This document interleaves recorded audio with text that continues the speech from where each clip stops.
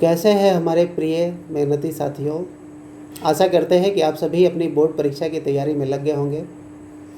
तो बच्चों, आपका अपना मित्र, भाई, मेंटोर कुमार रूपेश आ चुका है एक धांसू और ज़बरदस्त सेशन लेकर, जहां पे हम आपके लिए शुरू कर चुके हैं साइंस के 100 ऑब्जेक्टिव क्वेश्चन की एक ज़बरदस्त सीरीज़, जिसका नाम है मिशन प्रहार,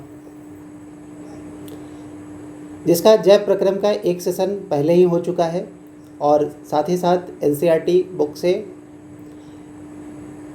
जो चैप्टर है आपका जय प्रक्रम, उसमें हर एक टॉपिक्स को लाइन बाय लाइन बुक्स के अकॉर्डिंग कवर किया गया है। उसको भी जाके आप मिशन प्रहार के प्लेलिस्ट में जाकर देख सकते हैं।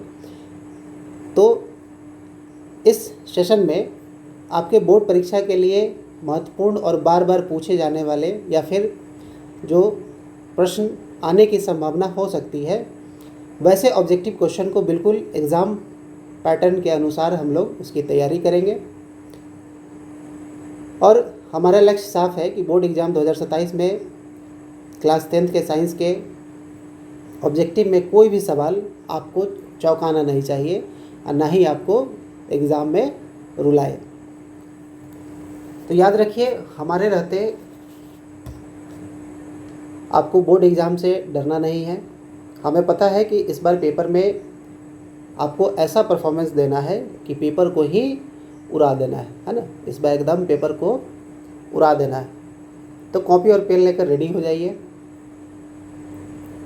तो बिना किसी विलंब के, इधर उधर के बात किए बगैर शुरू करते हैं आज का सेशन, जहाँ पे आज हम लोग भौतिकी का पहला अध्याय प्रकाश, परावर्तन तथा अपवर्तन के 100 ऑब्जेक्टिव क्वेश्चन करने जा रहे हैं, है ना।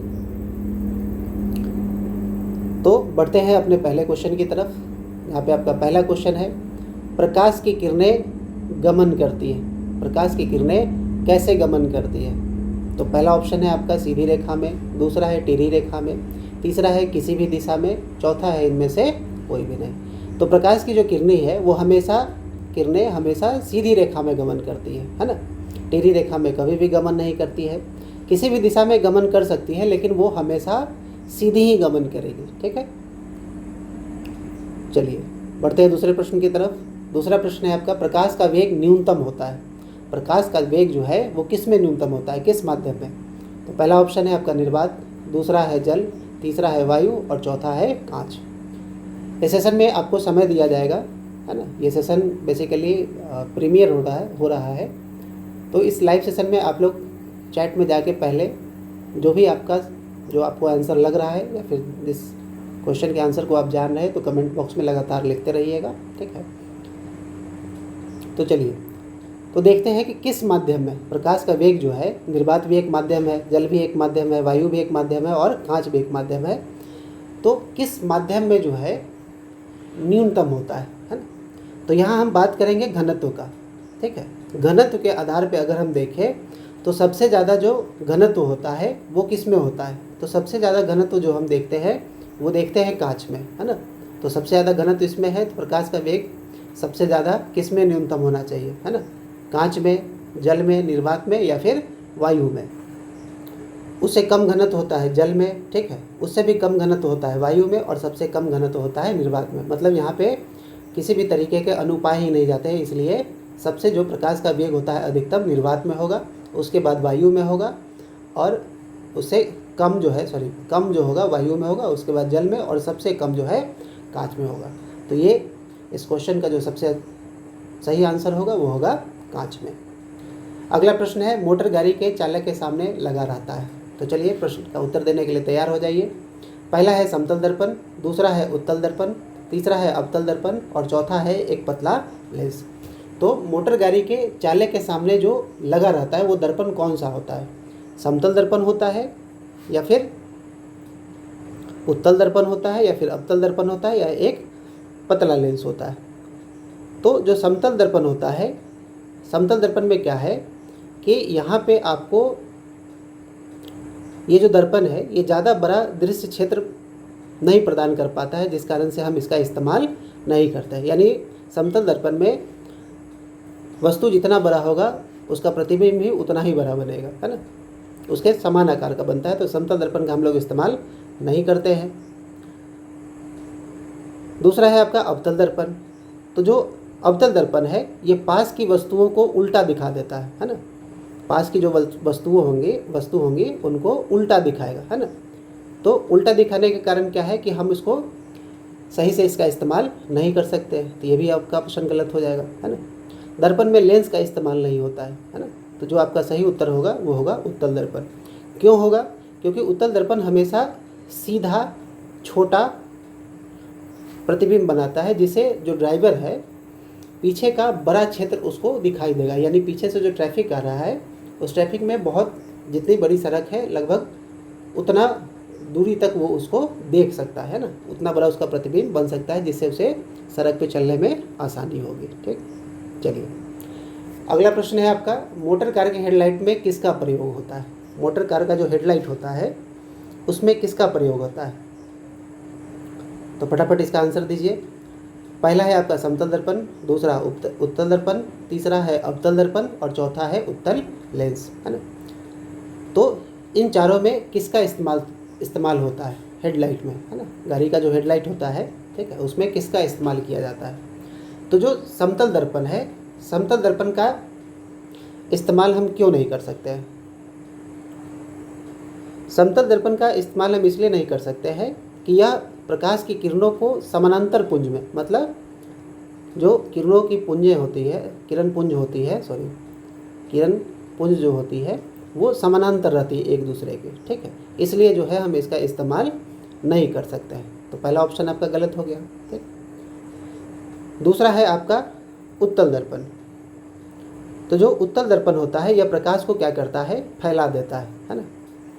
तो प्रकाश को फैला देगा, तो फैलाने के कारण क्या होगा? तो प्रकाश के फैला देने के कारण जो है ये हेडलाइट के लिए उपयुक्त नहीं होता है। तीसरा है आपका अवतल दर्पण। अवतल दर्पण जो है, अवतल दर्पण को अगर उसके फोकस पर रखा जाए, यानी जो बल्ब है उसको अगर हम फोकस पे रख दें, ठीक है, इस तरीके से अगर हम देखें इसको, है ना, तो ये हमारा अवतल दर्पण है। और इस जगह पे अगर हम बल्ब को रख दें तो इसका जो प्रकाश है इससे टकराने के बाद ये इस तरीके से आगे की तरफ थ्रो करती है ना। तो लाइट का थ्रो ऐसे होता है, तो इसलिए जो है हम इसमें अवतल दर्पण का इस्तेमाल करते हैं। तो जो आपका सही उत्तर होगा वो होगा अवतल दर्पण। उत्तल लेंस जो है ये एक रिफ्लेक्टर के रूप में दर्पण का उपयोग होता है ना। तो अवतल दर्पण जो है एक रिफ्लेक्टर के तौर पे हम इसका इस्तेमाल करते हैं, ठीक है। तो इसलिए यहाँ पे जो है लेंस भी हमारा उत्तर गलत हो जाएगा। चलिए अगला प्रश्न है, समतल दर्पण द्वारा बना प्रतिबिंब कैसा होता है ना। जो समतल दर्पण प्रतिबिंब बनाती है वो प्रतिबिंब कैसा होता है? तो क्या वो वास्तविक प्रतिबिंब बनाता है या फिर काल्पनिक प्रतिबिंब बनाता है या फिर दोनों बनाता है? तो दोनों एक साथ तो संभव नहीं है कि कोई दर्पण एक साथ वास्तविक भी बना दे और काल्पनिक भी बना दे। तो जो समतल दर्पण है वो हमेशा काल्पनिक ही बनाता है, यानी आभासी प्रतिबिंब ही बनाता है, ठीक है, वास्तविक नहीं बनाता है, ठीक। लेंस की क्षमता का एसआई मात्रक क्या होता है? अगला प्रश्न है आपका कि लेंस की क्षमता का एसआई मात्रक क्या होता है? तो पहला ऑप्शन है आपका डायोप्टर, दूसरा है ल्यूमेन, तीसरा है लक्स और चौथा है एंगस्ट्रॉम। तो जो डायोप्टर है यही लेंस की क्षमता का एसआई मात्रक होता है। तो ल्यूमेन क्या होता है? तो ल्यूमेन जो है ये ज्योति फ्लक्स है ना। ल्यूमेन जो है इसको हम ज्योति फ्लक्स कहते हैं, ठीक। तो फ्लक्स का मतलब क्या होता है? किसी भी सतह से, है ना, किसी भी सतह से प्रकाश की जो किरणें हैं जितना ज़्यादा गुजर सकती हैं, जितना ज़्यादा इसके अंदर किरणें आ सकती हैं, है ना, इस किरण पुंज में जितने ज़्यादा किरणें आएंगी उतना ही इसके गणना को हम लोग जो काउंटिंग करते हैं वो फ्लक्स कहलाता है, ठीक है।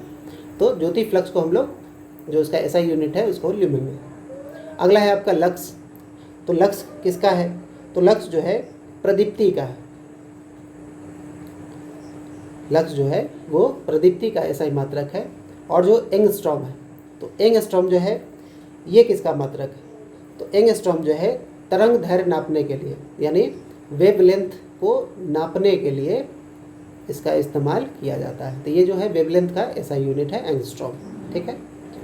तो इस प्रश्न का सही उत्तर क्या हो गया? डायोप्टर। यानी लेंस की क्षमता का ऐसा ही मात्रक क्या होता है? तो डायोप्टर होता है। अगला प्रश्न है, प्रकाश की किरणों का पथ दर्शाने वाले चित्रों को कहा जाता है? प्रकाश की किरणों का जो पथ दर्शाता है उनको हम क्या कहते हैं? ठीक है, किरण आरेख, फोकस, किरण पुंज या फिर इनमें से सभी।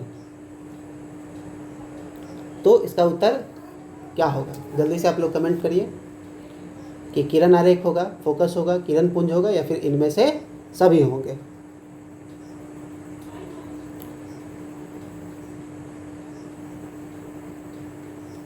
तो जो फोकस है हमारा, यह वह बिंदु है जहां प्रकाश की किरणें अपवर्तन या फिर परावर्तन के बाद मिलती है ना। तो ये तो नहीं होगा क्योंकि हमसे पूछा जा रहा है किरणों का पथ दर्शाने के लिए।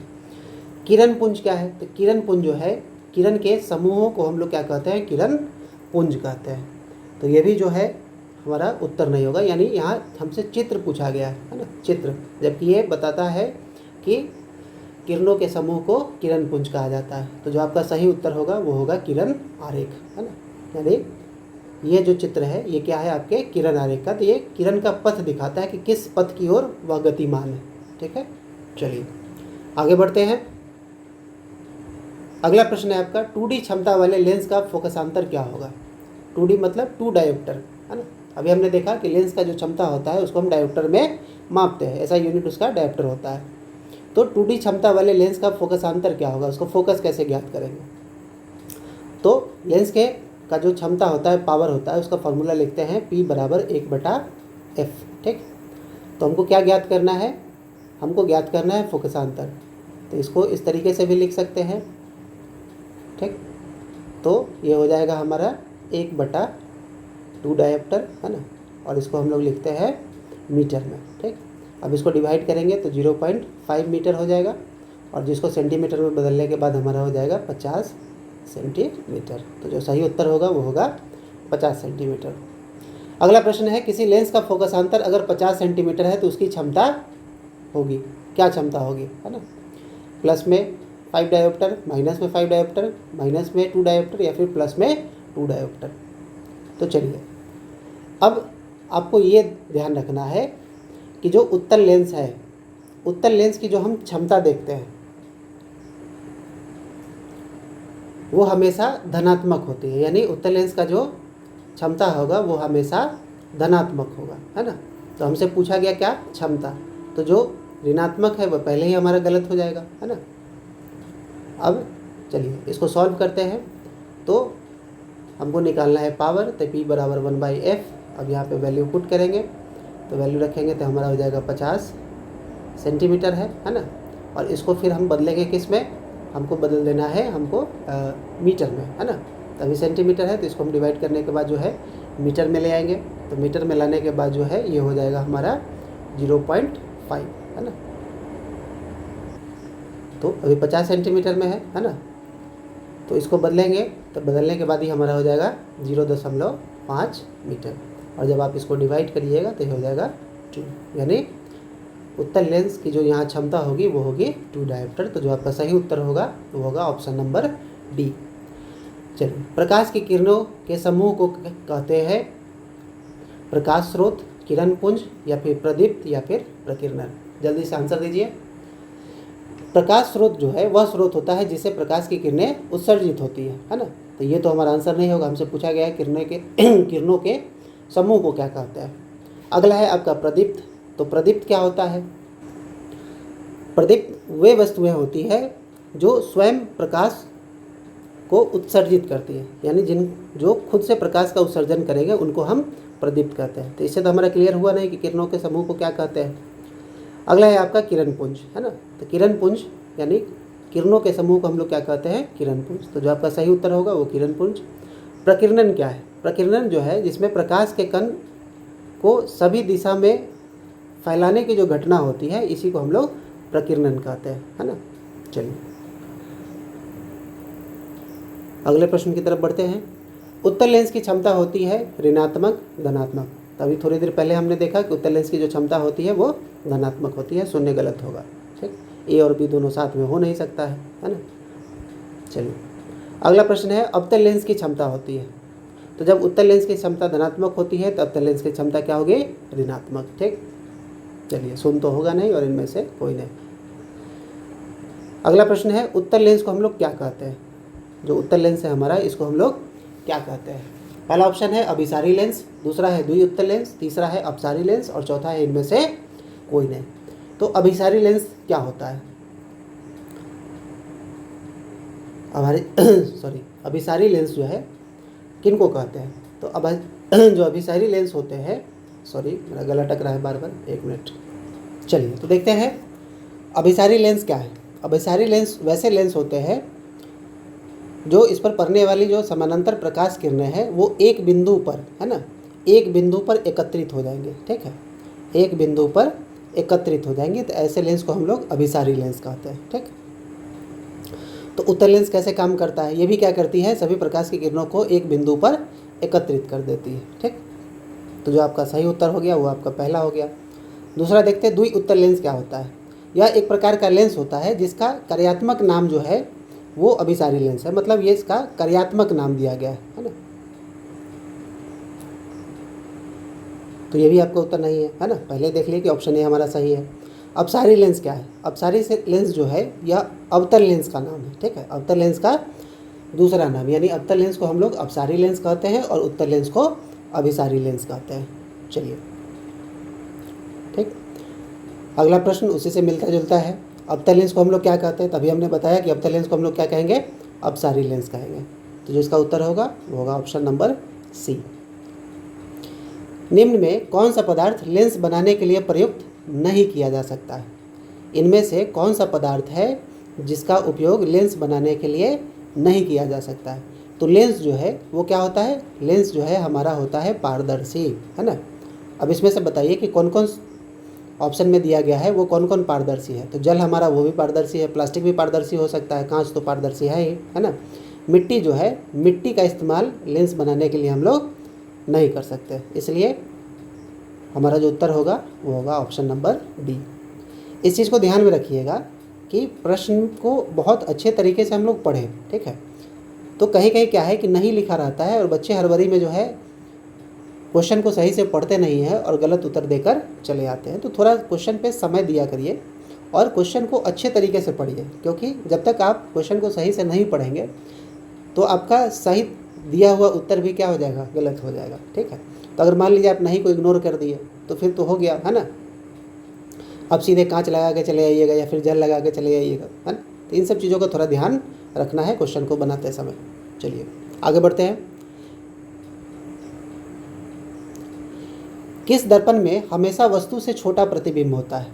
कौन सा दर्पण है जो हमेशा वस्तु से छोटा प्रतिबिंब बनाता है। तो जो समतल दर्पण है ये हमेशा समान बनाएगा, है ना, यानी जैसा वस्तु की ऊंचाई होगी प्रतिबिंब भी समान ऊंचाई का होगा। तो ये तो हमारा ऑप्शन होगा नहीं। अगला है आपका उत्तल। तो जो उत्तल दर्पण है ये वस्तु से कैसा प्रतिबिंब बनाता है, छोटा बनाता है, बड़ा बनाता है या फिर बराबर बनाता है। तो उत्तल दर्पण में वस्तु को हम कहीं भी रखें, उत्तल दर्पण में वस्तु को हम कहीं भी रखें, प्रतिबिंब हमेशा छोटा, सीधा और आभासी बनता है। तो ये चीज़ आपको याद रखना है कि उत्तल दर्पण में हम वस्तु को कहीं भी रखें, है ना। सिर्फ एक कंडीशन है, आगे चलेंगे वैसे बहुत सारे क्वेश्चन आएंगे जहाँ से आपका डिटेल क्लियर हो जाएगा। तो पहली बार में हम देख लेते हैं कि उत्तल दर्पण जो है सबसे पहले क्या बनाता है। तो सबसे पहले ये जो प्रतिबिंब बनाता है उत्तल दर्पण में हमेशा उल्टा प्रतिबिंब बनेगा, है ना। कैसा बनेगा, उल्टा बनेगा। ठीक है, सॉरी उल्टा नहीं बनेगा, मतलब सीधा बनेगा। ठीक है, माय मिस्टेक। चलिए, तो उत्तल दर्पण जो है हमेशा सीधा बनाएगा। ठीक है, प्रतिबिंब छोटा प्रतिबिंब बनाएगा। कैसा बनाएगा, सीधा बनाएगा और छोटा बनाएगा। जबकि अवतल जो है वो कैसा प्रतिबिंब बनाएगा, तो ये बनाएगा उल्टा, है ना। अवतल में कैसा बनेगा, तो उल्टा बनेगा। ठीक है, तो जो आपका सही उत्तर होगा वो होगा ऑप्शन नंबर बी। अगला प्रश्न है किसी दर्पण में वस्तु का बड़ा प्रतिबिंब बनता है। किस दर्पण में जो है वस्तु का बड़ा प्रतिबिंब बनता है, समतल में, अवतल में, उत्तल में या फिर इनमें से कोई नहीं। तो कौन सा दर्पण है जो वस्तु से बड़ा प्रतिबिंब बनाएगा, है ना। अभी आपको हमने बताया कि जो उत्तल है ना, उत्तल दर्पण में क्या बनता है, तो उत्तल दर्पण में हमेशा सीधा बनता है और छोटा प्रतिबिंब बनता है ना। समतल में क्या है, समतल में बनता है बराबर, है ना। समतल जो है हमेशा क्या बनाएगा, बराबर बनाएगा, ठीक। तो जो अवतल है ये हमेशा बड़ा प्रतिबिंब बनाएगा। तो जो सही उत्तर होगा वो अवतल होगा। प्रकाश के परावर्तन के कितने नियम हैं? प्रकाश के परावर्तन के कितने नियम हैं? 1, 2, 3 या फिर 4? तो प्रकाश के परावर्तन के जो नियम है वो हैं 2, ठीक है। पहला नियम ये कहता है कि आपतित किरण और परावर्तित किरण अभिलंब सभी जो है एक ही तल में होते हैं, मतलब एक ही तल में सभी मौजूद रहेंगे। दूसरा नियम क्या कहता है कि आपतित कोण जो है वो परावर्तित कोण के बराबर रहता है, ठीक है। Angle of incidence is equal to angle of reflection. तो ये 2 नियम दिए गए हैं प्रकाश के परावर्तन के। तो जो आपका सही उत्तर होगा वो होगा ऑप्शन नंबर 2 बी। अगला प्रश्न देखते हैं। जब प्रकाश की किरण हवा से कांच में प्रवेश करती है, प्रकाश की जो किरणें हैं वो हवा से कांच में प्रवेश करती है।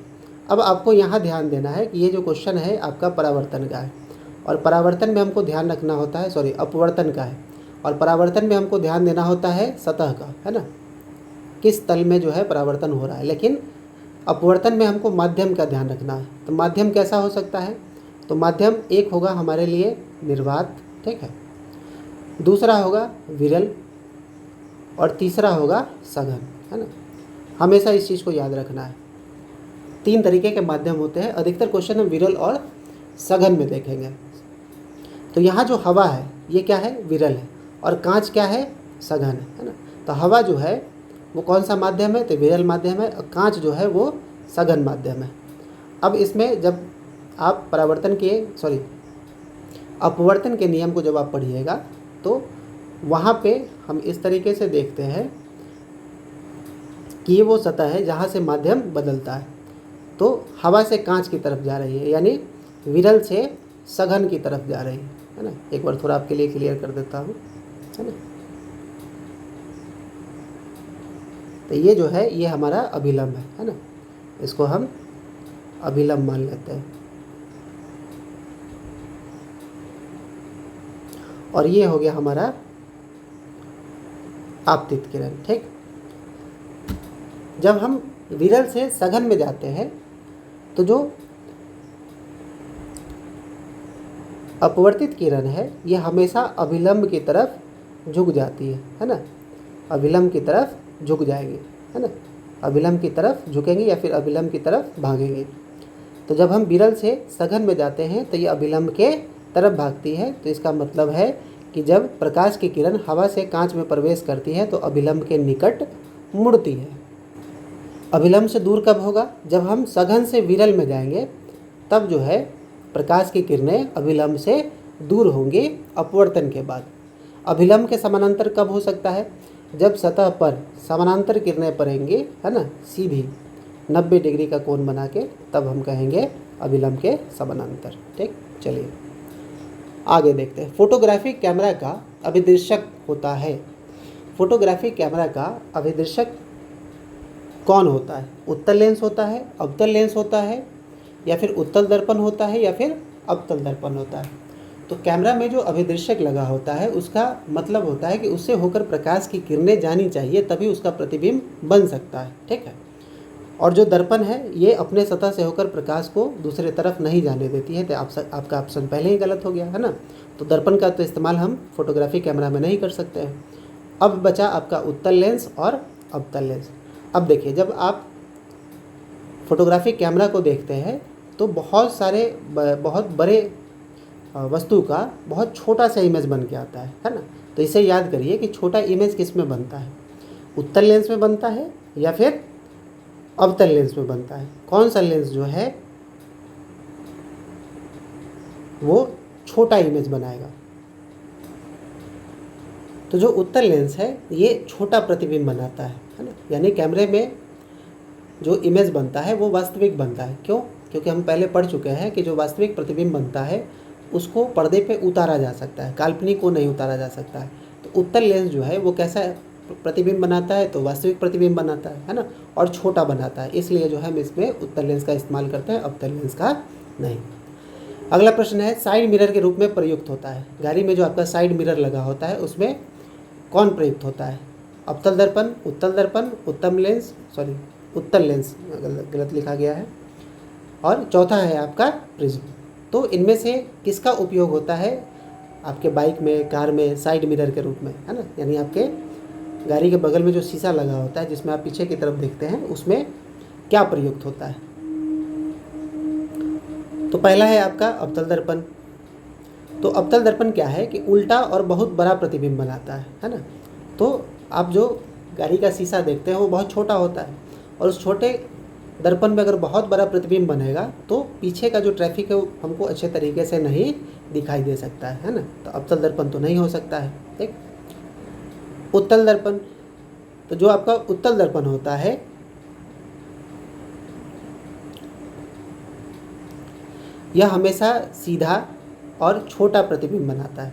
तो जब किसी भी वस्तु का छोटा प्रतिबिंब बनेगा, है ना, तो जब छोटा बनेगा तो पीछे का जो व्यू है ना, पीछे का जो दृष्टि क्षेत्र है वो हमको बहुत विस्तृत दिखाई देगा। ठीक है, मतलब पीछे का पूरा रोड कवर हो जाएगा, है ना, जब उसका छोटा इमेज बनेगा। तो इसलिए साइड मिरर में जो है उत्तल दर्पण का इस्तेमाल होता है ना। लेंस का इस्तेमाल क्यों नहीं होता है? प्रिज्म का इस्तेमाल क्यों नहीं होता है? तो लेंस जो है वाहनों में पीछे के दृश्य देखने के लिए हम दर्पण का उपयोग करते हैं, न कि लेंस का उपयोग करते हैं। ठीक है, क्योंकि यहाँ परावर्तन के रूप में, क्योंकि शीशा हमारे आगे लगा होता है और पीछे से प्रकाश की किरणें आएंगी और उस शीशे पर परावर्तित होकर हमारे आंखों पर पहुँचेगी, तभी हम पीछे का प्रतिबिंब देख सकते हैं। जबकि लेंस से जो है जो किरणें आर पार हो जाती हैं, तो लेंस का इस्तेमाल हम नहीं कर सकते हैं। अब प्रिज्म है, तो प्रिज्म जो है ये क्या करती है? प्रकाश की किरणों को 7 रंगों में विसरित कर देती है ना, मतलब विभाजित कर देती है, विभक्त कर देती है, या फिर किरण को मोड़ने का काम करती है। तो जो सही उत्तर हो गया हमारा उत्तल दर्पण। ठीक, चलिए अब है एक अवतल दर्पण की फोकस दूरी 10 सेंटीमीटर है, तो उसकी वक्रता त्रिज्या क्या होगी? तो फोकस दूरी और वक्रता त्रिज्या के बीच जो संबंध होता है, पहले हम उस संबंध को देखेंगे। तो जो फोकस दूरी होती है वो वक्रता त्रिज्या की आधी होती है, या फिर जो वक्रता त्रिज्या है वो फोकस दूरी की 2 गुनी होती है ना। तो अगर हम इस तरीके से लिखें 2f, तो इसके बराबर हम वक्रता त्रिज्या को लिख सकते हैं, है ना, 2 गुनी होती है। ठीक, तो इसको इस तरीके से लिख सकते हैं 2f बराबर r, है ना। तो अगर फोकस दूरी 10 सेंटीमीटर है तो वक्रता त्रिज्या कितना होगी? तो फोकस की 2 गुनी होगी। तो अर्थात जो आपका सही उत्तर होगा वो होगा ऑप्शन बी, 20 सेंटीमीटर। अगला है निर्गत किरण एवं अभिलंब के बीच के कोण को कहते हैं आपतन कोण, परावर्तन कोण, निर्गत कोण, या फिर इनमें से कोई नहीं। आपतन कोण क्या होता है? तो ये हम पढ़ते हैं परावर्तन में, है ना। जो आपतित किरणें हैं सतह और अभिलंब के बीच में, है ना, आपतित किरणें और अभिलंब के बीच में उस सतह पर जो कोण बनता है उसको हम लोग आपतन कोण कहते हैं। और परावर्तन कोण, सतह से प्रकाश की किरणें जब परावर्तित होती है और अभिलंब के बीच में जो कोण बनता है उसको कहते हैं परावर्तन कोण। लेकिन यहाँ कहा गया है निर्गत किरण एवं अभिलंब के बीच के कोण को क्या कहते हैं? तो ये होता है अपवर्तन में। जैसे किसी माध्यम से बाहर निकलने वाली जो किरणें होती है, जब माध्यम से होकर बाहर निकलती है या किसी स्लैब से, तो उसको हम लोग निर्गत किरण कहते हैं। तथा अभिलंब और उस निर्गत किरण के बीच जो कोण बनता है उसको हम लोग कहते हैं निर्गत कोण, है ना। तो जो हमारा सही उत्तर होगा वो होगा निर्गत कोण। अगला प्रश्न है सरल सूक्ष्मदर्शी में किसका उपयोग होता है? जो सरल सूक्ष्मदर्शी है उसमें हम किसका इस्तेमाल करते हैं? सूक्ष्मदर्शी का मतलब होता है किसी भी छोटे से छोटे वस्तु को बड़ा बनाकर दिखाना, है ना। बड़ा बनाकर दिखाना कहने का मतलब कि उस छोटे वस्तु का बड़ा सा प्रतिबिंब बनना। तो इसमें कौन सा है जो उसका बड़ा प्रतिबिंब बना सकता है ना। तो सूक्ष्मदर्शी में जो है दर्पण का इस्तेमाल नहीं होता है ना। सूक्ष्मदर्शी में दर्पण का इस्तेमाल नहीं होता है। सूक्ष्मदर्शी में जो इस्तेमाल होगा वो होगा आपका लेंस का, है ना। और कौन सा लेंस होगा? तो इसमें जो होगा आपका अवतल लेंस हो सकता है या उत्तल लेंस हो सकता है। तो अब आप ये देखिए कि इसमें से दोनों में से कौन सा लेंस है जो प्रतिबिंब बड़ा बनाता है। तो उत्तल लेंस जो है वो कैसा प्रतिबिंब बनाएगा और अवतल लेंस जो है वो कैसा प्रतिबिंब बनाएगा।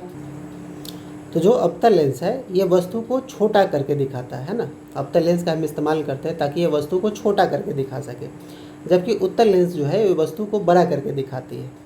मतलब कि अगर कम फोकस दूरी वाला उत्तल लेंस जो है एक आवर्धक की तरह यूज़ करते हैं ना, यानी एक मैग्नीफाइंग की तरह हम उसको यूज़ करते हैं। आपके इंस्ट्रूमेंट बॉक्स में हुआ होगा, एक छोटा सा ग्लास होता है जिसे आप छोटी से छोटी अक्षरों को आप लोग किताब में देखा करते थे, जिससे वो अक्षर बड़ा दिखता था, है ना। तो उसी को हम लोग आवर्धक कांच कहते हैं। तो उसमें जो है वो उत्तल लेंस की तरह काम करता है, तो इसलिए सरल सूक्ष्मदर्शी में जो उपयोग होता है वो क्या होता है, उत्तल लेंस होता है। ठीक, चलिए, किस लेंस के द्वारा सिर्फ काल्पनिक प्रतिबिंब बनता है। कौन सा लेंस है जो सिर्फ और सिर्फ काल्पनिक प्रतिबिंब बनाएगा।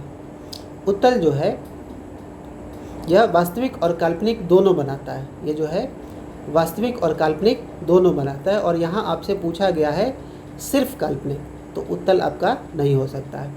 अवतल जो है ये हर एक परिस्थिति में, है ना, अवतल जो है ये हर एक परिस्थिति में जो है क्या बनाएगा, काल्पनिक प्रतिबिंब बनाता है। यानी अवतल लेंस से जब प्रकाश की किरणें हमेशा क्या करती है, अपसारित होती है, मतलब फैल जाती है, तो फैलने के कारण जो है यह काल्पनिक प्रतिबिंब ही बनाता है और सीधा प्रतिबिंब बनाता है। ठीक है।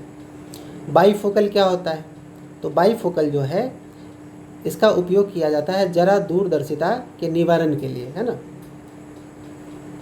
चौथा है आपका इनमें से कोई नहीं, तो जो आपका सही उत्तर होगा वो होगा अवतल।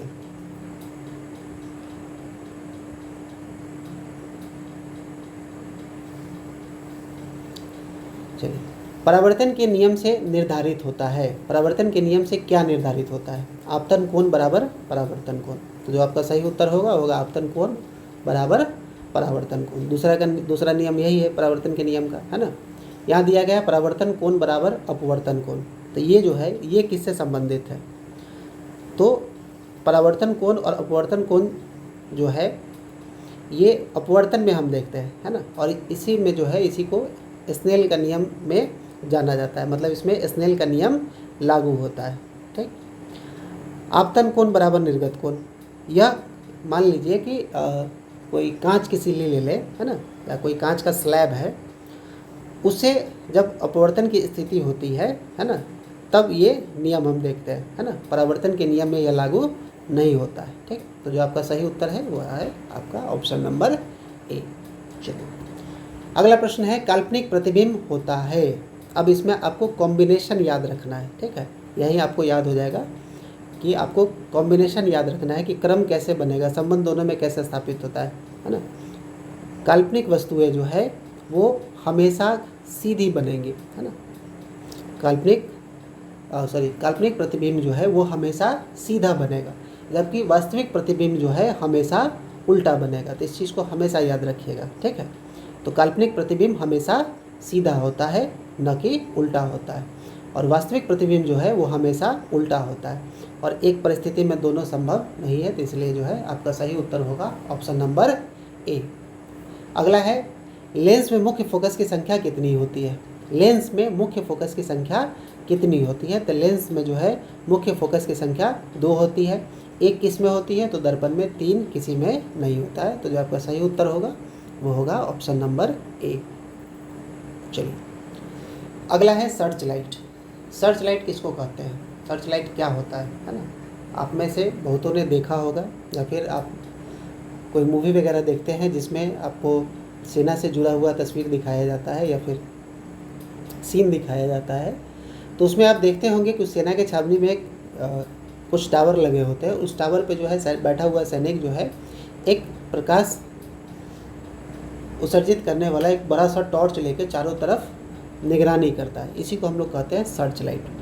तो सर्च लाइट का जो परावर्तक सतह होता है, यानी आगे जो शीशा लगा हुआ आप देखते हैं वो कैसा होता है, वो उत्तल होता है, अवतल होता है, या फिर समतल होता है। तो जो सर्च लाइट में उपयोग किया जाता है वो किया जाता है अवतल, है ना, ना ही उत्तल किया जाता है, ना ही समतल किया जाता है।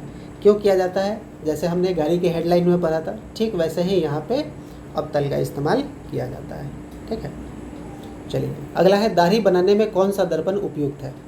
दाढ़ी बनाने में हम कौन सा दर्पण यूज करते हैं? तो पहला है समतल दर्पण, ये हमेशा बराबर दिखाता है ना। समतल दर्पण के जितना दूरी आप रखिएगा उतना ही बराबर प्रतिबिंब बनाकर दिखाएगा। नज़दीक लाइएगा तो बड़ा दिखाएगा, दूर ले जाइएगा तो छोटा दिखाएगा। ठीक, तो ये तो हो नहीं सकता है। दूसरा है आपका उत्तल। तो जो उत्तल दर्पण होता है यह छोटा प्रतिबिंब दिखाता है, और दाढ़ी बनाने के समय हमको क्या है, जो प्रतिबिंब है बड़ा दिखना चाहिए ताकि हम उसको अच्छे से उपयोग कर सके। तो ये भी नहीं होगा, तो जो आपका सही उत्तर होगा वो अवतल होगा। चलिए अब आपका यहाँ न्यूमेरिकल दिया हुआ है। एक उत्तल लेंस की क्षमता जो है 1 डायोप्टर है। उत्तल लेंस की जो क्षमता है 1 डायोप्टर है, तो उस लेंस की फोकस दूरी है ना। तो उसकी फोकस दूरी क्या होगी? तो क्या लिखते हैं क्षमता का फॉर्मूला? P बराबर 1/f, है ना। तो हमको यहाँ क्या दिया गया है? हमको दिया गया है यहाँ पे डायोप्टर यानी लेंस की क्षमता। तो यहाँ पे लिखेंगे F बराबर 1/P। ठीक, तो कितना दिया हुआ है? दिया हुआ है 1/1 मीटर।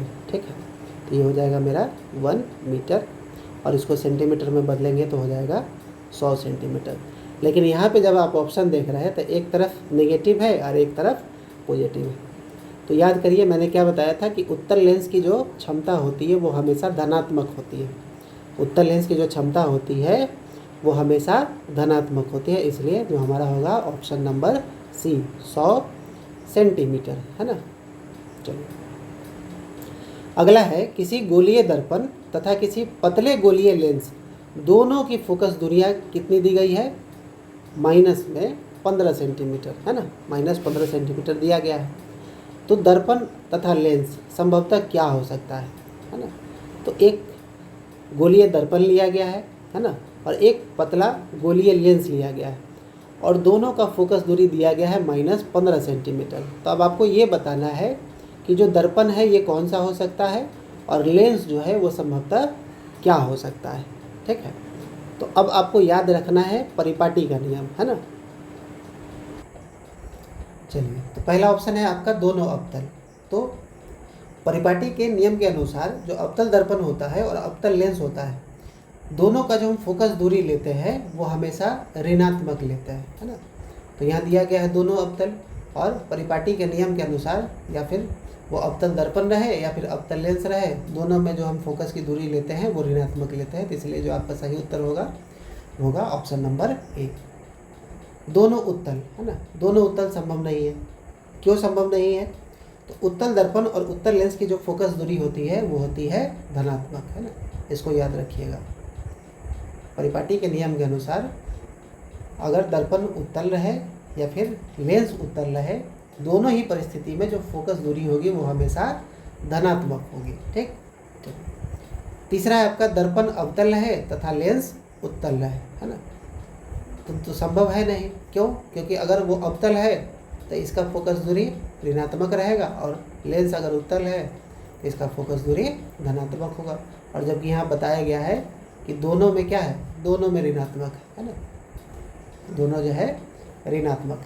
तो इसलिए जो आपका सही उत्तर है वो ये हो गया। ठीक, चलिए प्रकाश के अपवर्तन के कितने नियम है?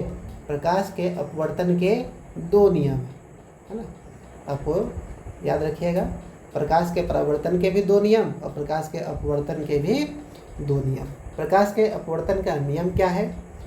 प्रकाश के अपवर्तन का नियम है पहला कि आपतित किरण, अपवर्तित किरण तथा आपतन बिंदु पर अभिलंब जो है वो एक ही तल में होता है ना, यानी एक ही तल में रहेगा। और दूसरा नियम ये कहता है कि इसको हम लोग कहते हैं स्नेल लॉ से समझते हैं। ठीक है, दूसरा नियम जो है स्नेल लॉ होता है, जिसमें हम म्यू का वैल्यू लिखते हैं sin i बटे sin r, है ना। इसको अच्छे तरीके से याद रखिएगा। तो जो स्नेल का नियम है ये बताता है अपवर्तनांक को, है ना। किसी माध्यम के अपवर्तनांक का मान होता है ना। तो अभी हमने देखा जस्ट यहाँ नियम दिया हुआ है sin i बटे sin r। तो जो आपका सही उत्तर हो गया वो हो गया ऑप्शन नंबर ए, है ना। और बाकी तीनों जो है गणितीय रूप से आपका गलत होगा, है ना। तीनों ऑप्शन जो है गणितीय रूप से गलत हो गया।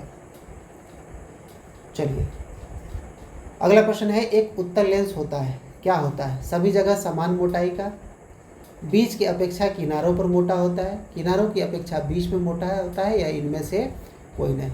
तो सभी जगह समान मोटाई का अगर होगा, है ना, अगर सभी जगह समान मोटाई का होगा तो वह समतल कांच की पट्टी हो सकती है ना। ऐसा कोई लेंस नहीं हो सकता है कि जो हर जगह एक ही मोटाई का रहे, है ना। तो ये एक कांच की पट्टी हो सकती है, लेंस नहीं हो सकता है, ठीक। दूसरा है, बीच की अपेक्षा किनारों पर मोटा होता है। तो बीच की अपेक्षा किनारों पर जो मोटा होता है वो होता है अवतल लेंस, है ना। तो बीच की अपेक्षा किनारों पे मोटा होगा। तो अवतल लेंस कैसा होता है? अवतल लेंस जो है वो ऐसा रहेगा, है ना। तो बीच में क्या है? पतला है, और किनारों पर क्या है? मोटा है ना। तो जो अवतल लेंस है वो बीच की अपेक्षा किनारों पर मोटा होता है। तो ये भी नहीं होगा। किनारों की अपेक्षा बीच में मोटा होता है ना। ये आपका सही उत्तर होगा कि जो उत्तल लेंस होता है बीच में मोटा होता है और किनारों पर पतला होता है, ठीक। चलिए, अवतल लेंस का आवर्धन m बराबर होता है। अवतल लेंस का आवर्धन क्या होता है? मैग्निफिकेशन, है ना। u/v, है ना, u+v या फिर v/u। तो पहला ऑप्शन है आपका u/v, है ना। तो u/v आपका गलत हो जाएगा, u भी आपका गलत हो जाएगा, ठीक है। और ये भी आपका गलत हो जाएगा, ऑप्शन नंबर सी, है ना, क्योंकि गणितीय रूप से यह भी गलत ही है। जो आपका सही उत्तर होगा वो होगा ऑप्शन नंबर डी, v/u, है ना, जिसको हम इस तरीके से फॉर्मूला में लिखते हैं। आवर्धन बराबर जो है लिखा जाता है प्रतिबिंब की दूरी बटे वस्तु की दूरी, यानी v/u। जो प्रतिबिंब की दूरी होगी उसको भाग देंगे हम किससे? वस्तु के दूरी से, ठीक। चलिए, गोलीय दर्पण में फोकसांतर एवं वक्रता त्रिज्या के बीच संबंध क्या है? तो गोलीय दर्पण में फोकसांतर तथा वक्रता त्रिज्या के बीच संबंध क्या है?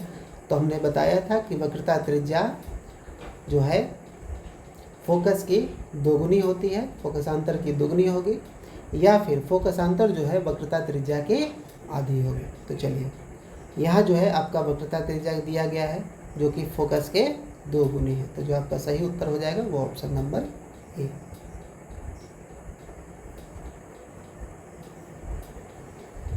बाकी जो भी आपका दिखाया गया है वो आपका गलत संबंध दिखाया गया है ना। अगला है आपका सोलर कुकर में क्या प्रयोग किया जाता है? अवतल दर्पण का, उत्तल दर्पण का, समतल दर्पण का, या फिर उत्तल तथा अवतल दर्पण का। तो क्या सोलर कुकर में अवतल दर्पण का इस्तेमाल होता है? तो अवतल दर्पण क्या करती है? समानांतर किरणों को एक बिंदु पर एकत्रित करता है ना।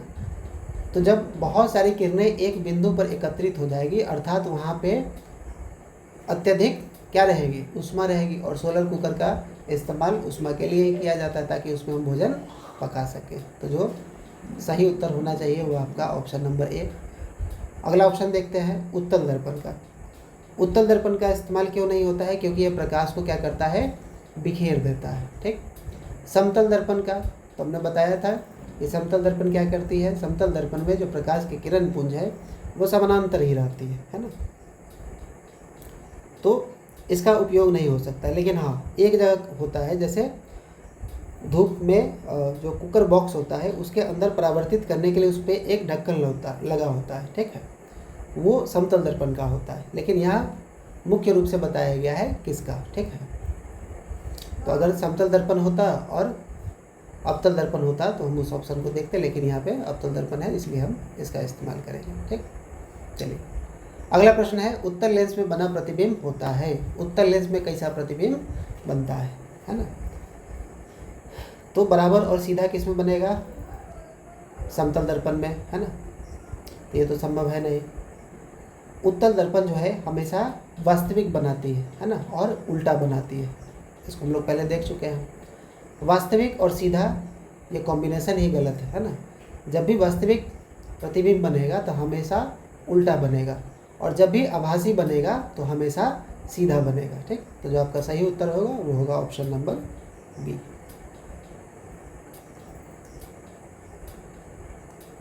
अगला है, उत्तल लेंस में जब बिंब f और 2f के बीच रखा जाता है तो प्रतिबिंब जो बनता है वो कहाँ बना, कैसा बनेगा, है ना। प्रतिबिंब कैसा होता है? तो f आपका फोकस हो गया, ठीक है, और 2f आपका वक्रता त्रिज्या हो गया। तो जब उत्तल लेंस में हम बिंब को फोकस और वक्रता त्रिज्या के बीच में अगर रखेंगे तो कैसा इमेज बनेगा? तो उत्तल लेंस अभी हमने बताया कि हमेशा क्या बनाएगा? वास्तविक, हमेशा वास्तविक बनाएगा, सिर्फ एक परिस्थिति को छोड़ के। ठीक है, आगे हम लोग देखेंगे, है ना। तो वास्तविक बनाएगा और छोटा बनाएगा। तो यहाँ पे क्या दिया गया है? वास्तविक और बड़ा, तो गलत हो गया। यहाँ दिया है छोटा और वास्तविक, तो ये आपका सही उत्तर होगा। यहाँ दिया गया है छोटा और काल्पनिक, है ना, ये आपका गलत हो गया, क्योंकि उत्तल दर्पण काल्पनिक बनाते ही नहीं है। ठीक है, और यहाँ पे है उत्तल लेंस में अब आपका चौथा ऑप्शन है बड़ा और काल्पनिक, तो उत्तल लेंस फिर काल्पनिक नहीं बनाता, तो ये भी आपका ऑप्शन गलत हो गया। तो जो सही उत्तर होगा वो होगा बी। ठीक है, एक मिनट, यहाँ पे दिया गया है f और 2f के बीच में। चलिए देखिए, यहाँ पे गलत हो गया हमारा, ये गलत होगा। ठीक है, यहाँ देखिए, उत्तल लेंस जो है ये 3 प्रकार के प्रतिबिंब को बनाता है। ठीक है, इसमें आपको ये समझना है कि वास्तविक तो हमेशा बनेगा एक परिस्थिति को छोड़ के। ठीक है, इसमें इस तरीके से हम आपको एक अक्ष खींच के हम दिखाते हैं। ठीक है, ये हमारा ध्रुव हो गया। ठीक है, लेंस है ना, तो यहाँ प्रकाशीय केंद्र होगा, ऑप्टिकल सेंटर। ठीक है, तो ऑप्टिकल सेंटर ले लेते हैं, ये हमारा फोकस हो गया और ये हमारा वक्रता त्रिज्या हो गया। ठीक है, हमसे ये पूछा जा रहा है कि अगर बिंब को हम यहाँ रखें, है ना, f और 2f के बीच में। ठीक है, तो इसमें याद रखिएगा, जब बिंब जैसे ही वक्रता त्रिज्या पे आता है तो वो समान आकार का प्रतिबिंब बनाता है। जब बिंब वक्रता त्रिज्या पर रखेंगे तो समान आकार का और उल्टा बनाएगा और वास्तविक बनाएगा। लेकिन जैसे ही वक्रता केंद्र के आगे बिंब को बढ़ाते हैं तो जो प्रतिबिंब है वो बड़ा बनना शुरू हो जाता है। ठीक है, जैसे ही इधर ले जाएंगे, और जैसे ही वक्रता केंद्र से बिंब को अगर हम पीछे की तरफ ले जाएंगे तो जो उसका प्रतिबिंब है वो छोटा बनना शुरू हो जाएगा। ठीक है, तो यहाँ जो सही उत्तर होना चाहिए वो होगा आपका बड़ा, है ना, क्योंकि हम वक्रता केंद्र के आगे ले जा चुके हैं, सॉरी वक्रता त्रिज्या के आगे ले जा चुके हैं। तो अब जो है इधर की तरफ हम बढ़ेंगे, तो जैसे जैसे बिंब प्रकाशीय केंद्र की तरफ बढ़ता है, ऑप्टिकल सेंटर की तरफ जब बढ़ेगा, है ना, तो जो प्रतिबिंब है वो बड़ा बनना शुरू हो जाता है, और जैसे जैसे हम इसको दूर लाते हैं, ठीक है, वैसे वैसे ये छोटा बनना शुरू हो जाता है। ठीक है, तो इधर की अपेक्षा अगर इधर चलेंगे तो छोटा बनेगा, और इधर की अपेक्षा इधर चलेंगे तो बड़ा बनते जाएगा। ठीक, चलिए, तो जो सही उत्तर है वो आपका ऑप्शन नंबर ए होगा। देखिए, यही ध्यान देने वाली बातें होती है, अगर आप थोड़ा सा भी मिस्टेक हुआ आपका 1 नंबर गया। अगला है, 2 वक्रीय पृष्ठों से घिरे ठोस माध्यम को कहते हैं। 2 वक्रीय पृष्ठ से घिरे हुए ठोस माध्यम को हम लोग क्या कहते हैं? गोलीय दर्पण, त्रिज्या, गोलीय लेंस या फिर समतल दर्पण, है ना। तो 2 वक्रीय पृष्ठ कहा गया। समतल दर्पण का जो पृष्ठ है वक्रीय होता नहीं है। त्रिज्या जो है सिर्फ दूरी का मात्रक है ना, दूरी बताता है, तो ये भी नहीं होगा। 2 बच गया, गोलीय दर्पण और गोलीय लेंस, है ना। चलिए, तो 2 वक्रीय पृष्ठ, गोलीय दर्पण में जो है 1 वक्रीय पृष्ठ होता है, जबकि गोलीय लेंस में 2 वक्रीय पृष्ठ होता है ना। इसलिए जो आपका सही उत्तर होगा वो होगा सी। ठीक, अगला प्रश्न है, वह गोलीय दर्पण जो बाहर की तरफ वक्रित है। वह गोलीय दर्पण जो बाहर की तरफ वक्रित है ना। तो जो अवतल दर्पण होता है, पहला है आपका अवतल दर्पण।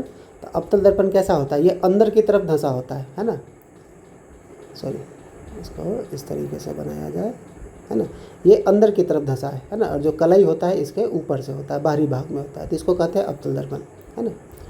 और यहीं जब ये उत्तल दर्पण होगा तो ये बाहर से उभरा होगा, और जो कलई होगा वो अंदर की तरफ होगा, तो इसको कहते हैं उत्तल दर्पण। तो वह गोलीय दर्पण जो बाहर की तरफ वक्रित हो, तो ये तो बाहर की तरफ वक्रित नहीं है, अंदर की तरफ वक्रित है, ठीक है। तो जो आपका सही उत्तर होना चाहिए वो क्या होना चाहिए, तो इसमें ये पूछा गया है कि बाहर की तरफ, है ना। तो इसमें देखिएगा, तो ये जो कर्व है ये क्या है, बाहर की तरफ से। अवतल में क्या देख रहे थे, अंदर की तरफ से धंसा हुआ है ना, तो ये हमारा सही उत्तर नहीं होगा। समतल दर्पण जो है वो वक्र होता ही नहीं है, वो क्या होता है, समतल होता है, ठीक। तो इसको, ये भी हमारा गलत, तो सही उत्तर हो जाएगा, हो जाएगा उत्तल दर्पण, ठीक है। चलिए अगला प्रश्न है, गोलीय दर्पण के परावर्तक पृष्ठ, गोलीय दर्पण के परावर्तक पृष्ठ के केंद्र को क्या कहा जाता है। तो जो गोलीय दर्पण है, अब ये जो है इसका परावर्तक पृष्ठ है ना, ये सतह है, इसके केंद्र को क्या कहते हैं, है ना। इसका जो केंद्र होता है इसको क्या कहते हैं, तो केंद्र जो है वो हमारा क्या होगा, तो केंद्र जो है बेसिकली होगा हमारा ध्रुव, है ना। और इससे गुजरने वाली, सीधी गुजरने वाली रेखा को हम लोग क्या कहते हैं, अक्ष कहते हैं, ठीक। तो जो सही उत्तर होगा ध्रुव। मध्य जो है और गोलक जो है लॉन्ग टर्म है। लॉन्ग टर्म कहने का मतलब ये गलत परिभाषित शब्द है ना, इसकी कोई परिभाषा दर्पण में नहीं है। चलिए, किसी लेंस द्वारा उत्पन्न आवर्धन का एसआई मात्रक क्या होता है। तो कोई लेंस है और उसके द्वारा जो आवर्धन हुआ है उसका एसआई मात्रक हम किस में लेते हैं। तो जो आवर्धन है वो सिर्फ मैग्नीफिकेशन है ना, यानी अनुपात को दिखाता है, किसके, तो वस्तु के ऊंचाई और प्रतिबिंब के ऊंचाई के अनुपात को देखते हैं, है ना। तो अनुपात का कोई यूनिट नहीं होता है, सिर्फ और सिर्फ हम रेशियो देखते हैं, ठीक। तो यहाँ जो मीटर है, मिलीमीटर है, सेंटीमीटर है, ये सब दूरी का मात्रक है ना। ये सब जो सब क्या है, दूरी का मात्रक है। तो ना ही ऑप्शन ए होगा, ना ऑप्शन बी होगा, ना ऑप्शन सी होगा। और यहाँ सिर्फ हम अनुपात देखते हैं, तो इसलिए जो है आवर्धन जो है वो मात्रक विहीन होगा। तो अगर आपसे कोई पूछे कि आवर्धन का एसआई मात्रक क्या होता है, तो कुछ नहीं होता है, मात्रक विहीन होता है, इसका कोई मात्रक नहीं होता है। चलिए अगला प्रश्न है, कांच में प्रकाश की चाल लगभग होती है। अब कुछ जगहों पे आपको याद रखना होगा कि सब में प्रकाश की चाल क्या होती है। तो कांच में प्रकाश की चाल क्या रहेंगी, ठीक है। तो पहला है 3 × 10⁸ मीटर प्रति सेकेंड।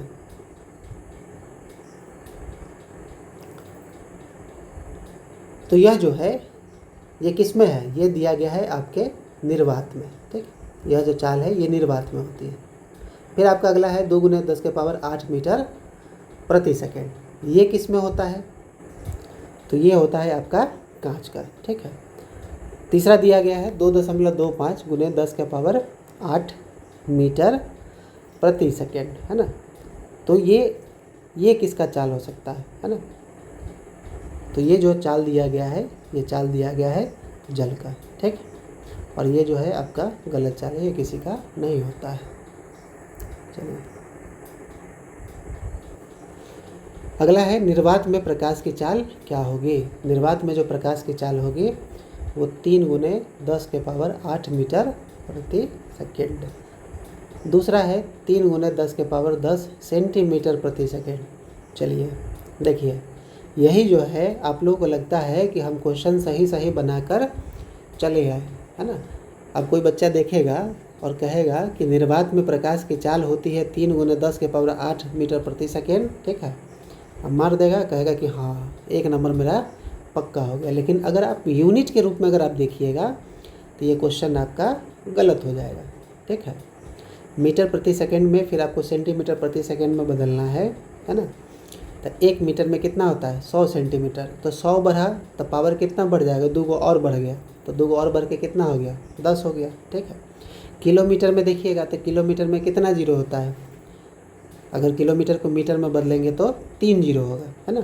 1000, तो 3 जीरो घटाइएगा तो कितना हो जाएगा, 3 × 10⁵ किलोमीटर प्रति सेकेंड। इस हिसाब से निर्वात में प्रकाश का चाल आपका सब सही है ना, तीनों सही है। अर्थात जो आपका सही उत्तर होगा वो होगा ऑप्शन नंबर डी, इनमें से सभी सब सही है। यही सब ध्यान रखने वाली बातें होती है। दंत विशेषज्ञ मरीजों के दांतों का बड़ा प्रतिबिंब देखने के लिए किस दर्पण का उपयोग करते हैं, ठीक है। आप लोग लगातार बने रहिएगा और अपना ऑप्शन पिक करते रहिएगा। जो भी क्वेश्चन है आप उसको लिखते भी रहिएगा, ठीक है, पॉज कर करके, या फिर जो है आप स्क्रीनशॉट भी ले सकते हैं। दंत विशेषज्ञ मरीजों के दांतों का बड़ा प्रतिबिंब देखने के लिए किस दर्पण का उपयोग करते हैं? जो दांत के डॉक्टर है ना, तो आपके मुंह में जो दांत होता है छोटा छोटा, ठीक है। डॉक्टर को क्या देखना है? बड़ा बड़ा दिखना है, ताकि उसके अंदर का जो रोग है ना, जो टूट फूट है, उसको अच्छे तरीके से वो उसका अवलोकन कर सके, उसको देख सके। तो उसको ऐसा दर्पण चाहिए जो उसको बड़ा दिखा सके, है ना। छोटा दिखाएगा तो काम चलेगा नहीं।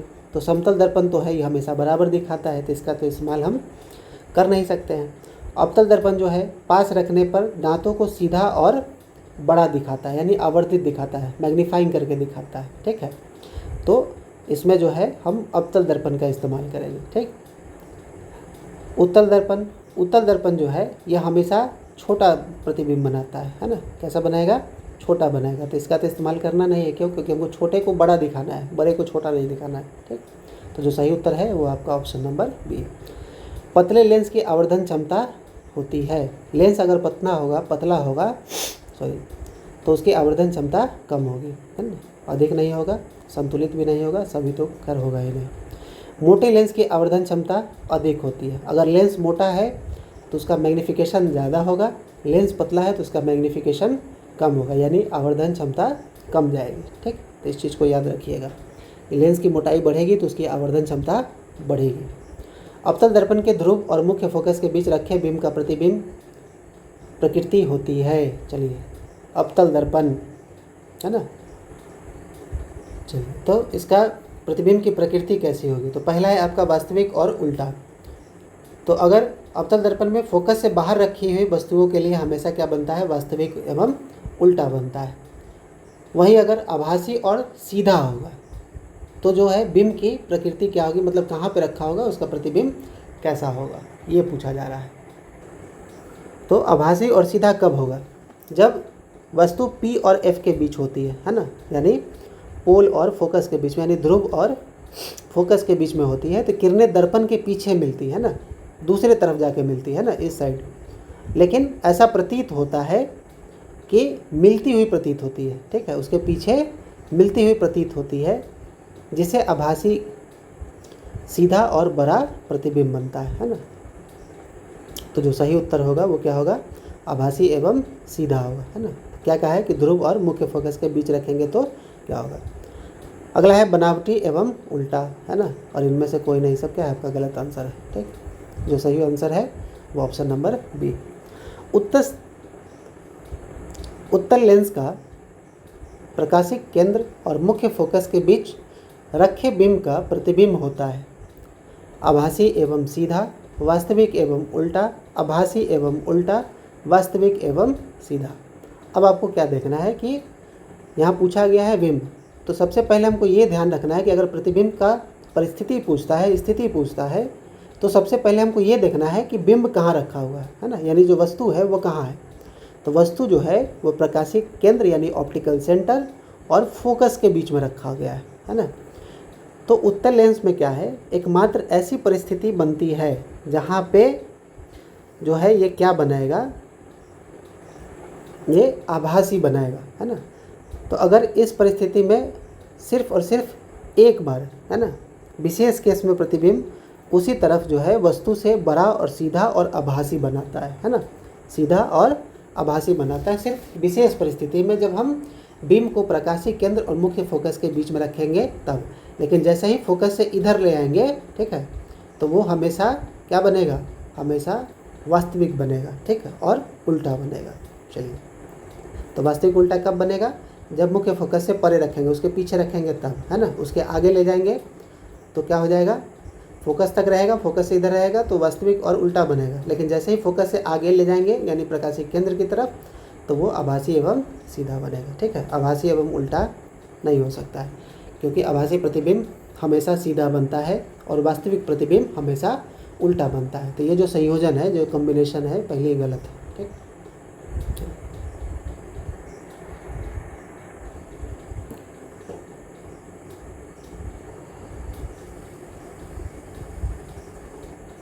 अवतल दर्पण के मुख्य फोकस पर रखे बिंब का प्रतिबिंब कहाँ बनता है? अवतल दर्पण के मुख्य फोकस पर अगर बिंब रखा जाए तो प्रतिबिंब कहाँ बनेगा? तो अगर वक्रता केंद्र पर रखा जाए, है ना, वक्रता केंद्र पर अगर प्रतिबिंब बन रहा है तो वस्तु कहाँ होना चाहिए?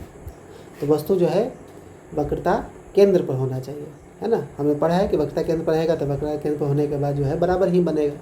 तो अवतल दर्पण के मुख्य फोकस पर पूछ रहा है, तो मुख्य फोकस पर रहेगा तो वक्रता केंद्र पर तो होगा नहीं, क्योंकि वक्रता केंद्र पर रहेगा तो वक्रता केंद्र पर ही प्रतिबिंब बनेगा। ठीक है, चलिए फोकस पर, जब वस्तु अनंत पर हो, है ना। वस्तु कहाँ होनी चाहिए? अनंत पर। तो अगर वस्तु अनंत पर है तब फोकस पर बनेगा, लेकिन वस्तु कहाँ है? फोकस पे ही है, तो प्रतिबिंब कहाँ बनेगा? अनंत पर। ठीक इसका उल्टा, इस चीज़ को याद रखिएगा। ठीक है, कि अगर वस्तु फोकस पर है तो प्रतिबिंब अनंत पर। ठीक है, अगर वस्तु अनंत पर है तो प्रतिबिंब फोकस पर, है ना। ध्रुव पर कभी भी नहीं बनता है, इसको हमेशा याद रखिएगा। तो जो सही उत्तर हो गया वो अनंत पर।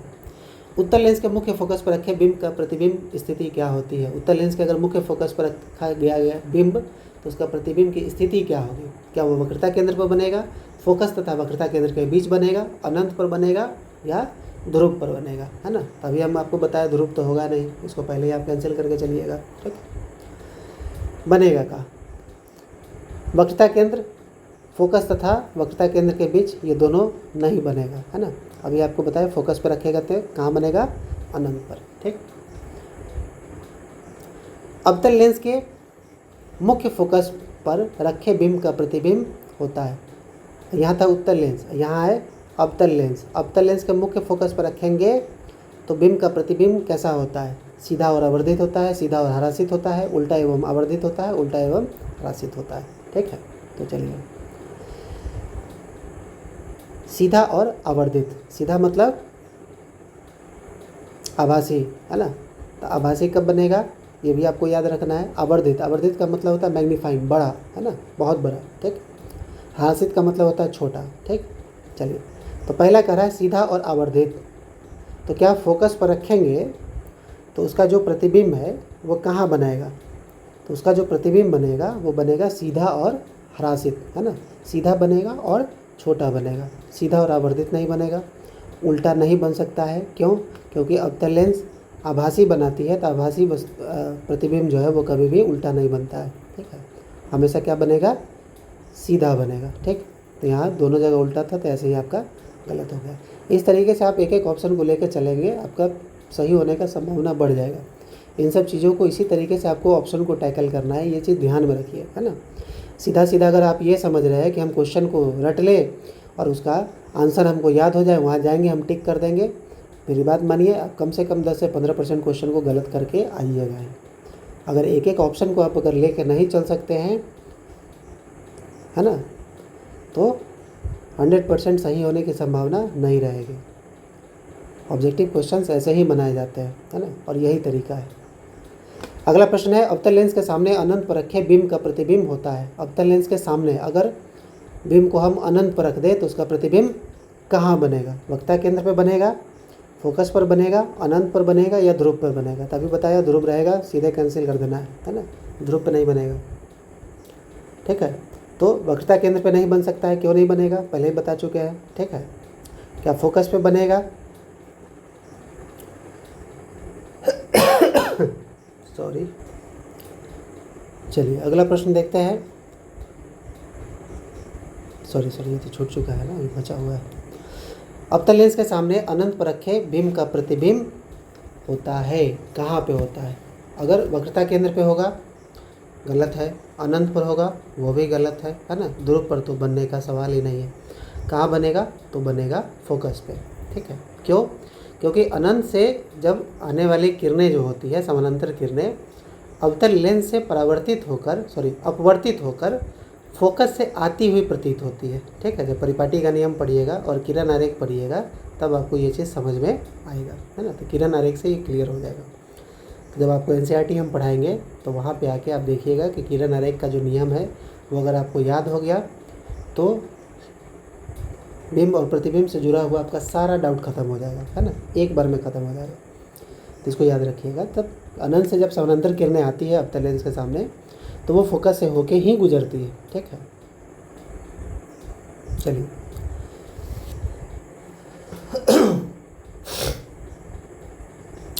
अवतल दर्पण के सामने अनंत पर रखे बिंब का प्रतिबिंब कहाँ होता है? अवतल दर्पण में अगर अनंत पर रखा गया है बिंब तो उसका प्रतिबिंब कहाँ पे होगा? ध्रुव पे नहीं होगा, पहले बता चुके हैं, है ना। वक्रता केंद्र पे नहीं होगा। अनंत पर गलत है, क्यों? क्योंकि बिंब ही अनंत पर है, तो अनंत पर तो उसका प्रतिबिंब बन नहीं सकता है, तो कहाँ बनेगा? फोकस पे। लेंस के प्रकाशिक केंद्र से होकर गुजरने वाली प्रकाश किरणें अपवर्तन के पश्चात, यानी लेंस के जो प्रकाशिक केंद्र हैं से होकर जाने वाली प्रकाश किरणें अपवर्तन के पश्चात, तो लेंस का जो प्रकाशिक केंद्र होता है ना, जैसे मान लीजिए कि ये हमारा लेंस हुआ, ठीक है, इसको हम प्रकाशिक केंद्र कहते हैं। तो इससे जो भी रेखाएं गुजरेंगी, ठीक है, वो कभी भी विचलित नहीं होती। इससे थोड़ा सा लग जाएगा तो ये विचलित हो जाएगा, है ना, इससे थोड़ा सा लग जाएगा तो विचलित हो जाएगा, लेकिन ठीक प्रकाशिक केंद्र से जाती है तो उसमें वो जो है बिना विचलन के निर्गत होती है, ठीक है, उसमें किसी प्रकार का विचलन देखने को नहीं मिलता है। परावर्तित नहीं हो सकता है, क्योंकि परावर्तित जो है वो होता है किस में? दर्पण में, लेंस में नहीं होता है, ठीक।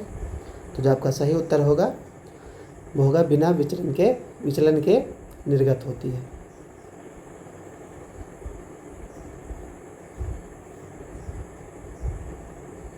चलिए आगे बढ़ते हैं। मुख्य फोकस से गुजरने वाली प्रकाश किरण उत्तल लेंस से अपवर्तन के पश्चात, चलिए तो कह रहा है कि मुख्य फोकस से होकर गुजरने वाली प्रकाश, मुख्य फोकस से होकर गुजरने वाली प्रकाश किरण उत्तल लेंस के अपवर्तन के पश्चात मुख्य अक्ष के समानांतर हो जाती है। बिल्कुल सही, ठीक है, मुख्य अक्ष से दूर होती है, नहीं, गलत है। अगला है आपका निर्गत किरण मुख्य अक्ष के समानांतर आती है, ये भी सही है, ठीक है, और उसी पथ पर वापस लौट जाती है, नहीं। जब वक्रता केंद्र से होकर जब जाएगी तब जाके जो है वो उसी पथ पर लौटेगी, लेकिन यहाँ कहा जा रहा है मुख्य फोकस से होकर गुजरने वाली प्रकाश किरण उत्तल लेंस से अपवर्तन के पश्चात मुख्य अक्ष के समानांतर जाती है, या फिर निर्गत किरण मुख्य अक्ष के समानांतर जाती है, ठीक। तो यहाँ दोनों संभव है, तो इसका जो है दोनों ऑप्शन सही होगा, ठीक है। तो इस चीज़ को यहाँ लिखिए, option A plus B both are correct, है ना। चलिए आगे बढ़ते हैं। मुख्य अक्ष के समानांतर आने वाली कोई प्रकाश किरण अवतल लेंस से अपवर्तन के पश्चात, यानी अगर मुख्य अक्ष के समानांतर आने वाली कोई प्रकाश है तो वो अवतल लेंस से अपवर्तन के बाद, है ना, मुख्य अक्ष के समानांतर जाएगी, नहीं। निर्गत किरण मुख्य अक्ष से दूर अपसारित होती है, नहीं, उससे दूर नहीं जाती है, सॉरी, अवतल लेंस है ना, हाँ, तो ये अवतल लेंस है। क्या रहा है कि मुख्य अक्ष के समानांतर आने वाली कोई प्रकाश किरण अवतल लेंस से अपवर्तन के बाद, यानी अवतल लेंस से जब अपवर्तन होगा तो उसके बाद वो किधर की तरफ गमन करेगी, है ना, तो मुख्य अक्ष के समानांतर जाती है। तो मुख्य अक्ष के तो समानांतर आ रही है, तो कभी भी अपवर्तन के बाद वो समानांतर हो ही नहीं सकती है, ठीक है। और अवतल दर्पण है तो विचलन तो होगा ही होगा, तो बिना विचलन किए हुए तो निकल नहीं सकती है, ठीक है। अब बच गया आपके पास दो ऑप्शन, ठीक। एक है निर्गत किरण मुख्य अक्ष से दूर अपसारित होती है, तो जो निर्गत किरण है वो मुख्य अक्ष से दूर अपसारित होगी। तो अवतल लेंस में जो निर्गत किरण होती है, अगर वो समान अक्ष के समानांतर आ रही है, मुख्य अक्ष के समानांतर आ रही है, तो अपवर्तन के बाद अवतल लेंस में वो मुख्य अक्ष से दूर अपसारित होती है, जबकि उत्तल लेंस में मुख्य अक्ष के तरफ अपसारित होती है, यानी उधर झुकती है और इधर दूर भागती है। तो जो आपका सही उत्तर होगा वो होगा ऑप्शन नंबर बी। चलिए, जब प्रकाश की किरण सघन माध्यम से विरल में जाती है, चलिए याद रखिए परावर्तन का नियम, है ना, सॉरी अपवर्तन का नियम।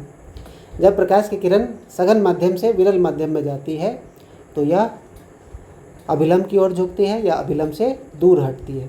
सघन माध्यम से विरल माध्यम में, जब सघन से विरल में, यानी सघनता से विरलता में, है ना, तो इधर घनत्व ज़्यादा है, इधर घनत्व क्या है, विरल में कम है। तो जब सघन से विरल में जाएंगे तो अभिलंब से दूर भागेगा, और जब विरल से सघन में आएंगे तो अभिलंब की ओर झुकेगा। तो जो सही उत्तर होगा अभिलंब से दूर हटती है। सीधी निकलती है, नहीं, सीधी नहीं निकलती है। सीधी निकलने के लिए एकमात्र परिस्थिति आपका बनता है, ठीक है, जब 90 डिग्री पर संभव है ना, तभी निकल पाएगा। वापस लौट जाती है तो वापस लौटती है परावर्तन में, अपवर्तन में नहीं, ठीक है, यह परावर्तन में होता है, ठीक। चलिए अगला प्रश्न है, जब प्रकाश की किरण विरल माध्यम से सघन माध्यम में प्रवेश करती है। तो चलिए फिर आपका क्वेश्चन रिपीट हुआ। अब क्या है आपका, विरल माध्यम से सघन में, तो जब विरल से सघन में जाएगा तो अभिलंब की तरफ झुक जाएगी, अभिलंब से दूर नहीं हटेगी, बिना मुड़े सीधे नहीं निकल सकती है। तो जो सही उत्तर होगा ऑप्शन नंबर ए। स्नेल का नियम क्या कहलाता है? प्रकाश के परावर्तन का प्रथम नियम नहीं, यह अपवर्तन का नियम है। प्रकाश के अपवर्तन का द्वितीय नियम, ये सही होगा, है ना, प्रथम नियम नहीं होगा। तो स्नेल का नियम क्या है? प्रकाश के अपवर्तन का द्वितीय नियम है। चलिए आगे बढ़ते हैं। अगला प्रश्न है आपका, हीरा का अपवर्तनांक कितना होता है? हीरा का अपवर्तनांक कितना होता है? तो पहला ऑप्शन है आपका 1.33। तो 1 जो है ये शुद्ध जल का होता है, ठीक है, ये जो है ये होगा शुद्ध जल का, ठीक, 1.33 शुद्ध जल का अपवर्तनांक होता है, ठीक। 1.52 1.52 जो है ये क्राउन कांच का होता है ना, क्राउन कांच का होता है, ठीक। 2.42 जो है ये हीरे का अपवर्तनांक है, ठीक। 1.44 केरोसिन का होता है ना, इसको याद रखिएगा, केरोसिन का होता है। चलिए जल का अपवर्तनांक अभी हम लोग देखें 1.33, 1.50 साधारण कांच का, ये सब याद रखिएगा, ठीक है। 1.50 साधारण कांच का, 2.42 अभी हम लोग देखें हीरे का, ठीक है। 1.0003 ये किसका होता है? तो ये होता है वायु का, ठीक, यानी एयर का। एक मिनट, चलिए अगला देखिए, केरोसिन का कितना होता है? तभी देखे है 1.44, 1.33 किसका होता है? तो शुद्ध जल का होता है। 1.50 किसका होता है? तो 1.50 साधारण कांच का होता है। 1.71 किसका होगा? 1.71 जो है वो रूबी का होता है ना, जिसको हम माणिक्य कहते हैं, ठीक, माणिक्य, है ना, रूबी का होता है। चलिए अगला प्रश्न है, एक गोलीय दर्पण की वक्रता त्रिज्या 32 सेंटीमीटर है। एक गोलीय दर्पण है जिसकी वक्रता त्रिज्या 32 सेंटीमीटर है, तो फोकस दूरी क्या होगी? तो फोकस दूरी आधी होगी, ठीक है। अब देखिए गोलीय दर्पण है, वक्रता त्रिज्या कितना है? 32 है, तो इसका आधा कितना हो जाएगा? 16। लेकिन देखिए यहाँ पॉजिटिव भी है और नेगेटिव भी है। अब कौन सा ऑप्शन उठाएंगे, है ना? तो जो सही उत्तर होगा वो होगा आपका प्लस में 16, है ना, क्योंकि अगर वक्रता त्रिज्या धनात्मक है तब फोकस दूरी भी धनात्मक रहेगा, है ना। दर्पण में जो भी हम दूरी मापते हैं वो प्रकाशीय केंद्र से मापते हैं, ध्रुव से मापते हैं, और लेंस में जब मापते हैं तो उसको प्रकाशीय केंद्र से मापते हैं। तो जब हम बाएं तरफ चलेंगे या दाएं तरफ चलेंगे, है ना, तो अगर फोकस का वही है तो वक्रता त्रिज्या का भी वही रहेगा। तो यहाँ अगर वक्रता त्रिज्या पॉजिटिव में है तो फोकस भी क्या रहेगा? पॉजिटिव में, यानी प्लस 16 सेंटीमीटर, ठीक। चलिए अगला है, किसी दर्पण में वास्तविक और आभासी दोनों प्रकार के प्रतिबिंब बन सकते हैं। किस दर्पण में? वास्तविक भी बने और आभासी भी बने, है ना। तो समतल में तो हमेशा आभासी बनता है, तो होगा नहीं, है ना। समतल में क्या है? हमेशा आभासी बनेगा, ठीक। उत्तल दर्पण में कैसा बनेगा? तो उत्तल दर्पण केवल आभासी प्रतिबिंब बनाता है। उत्तल दर्पण कैसा बनाता है? हमेशा आभासी बनाता है। और यहाँ पूछा गया है वास्तविक और आभासी दोनों, तो जो अवतल दर्पण है वास्तविक आभासी दोनों बनाता है। विशेष परिस्थिति में आभासी बनाएगा, कब? जब ध्रुव और फोकस के बीच में अगर बिंब को रखा जाए तब प्रतिबिंब आभासी बनेगा, है ना। बाकी सभी परिस्थिति में वास्तविक ही बनेगा, ठीक।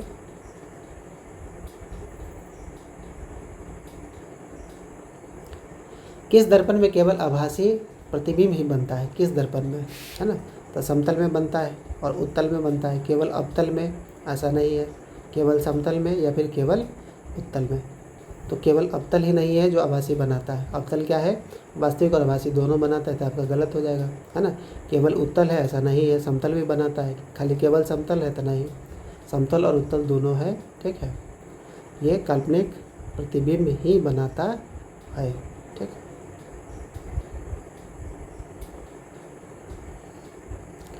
चलिए, समतल दर्पण की फोकस दूरी होती है, समतल दर्पण की फोकस दूरी कितनी होती है ना।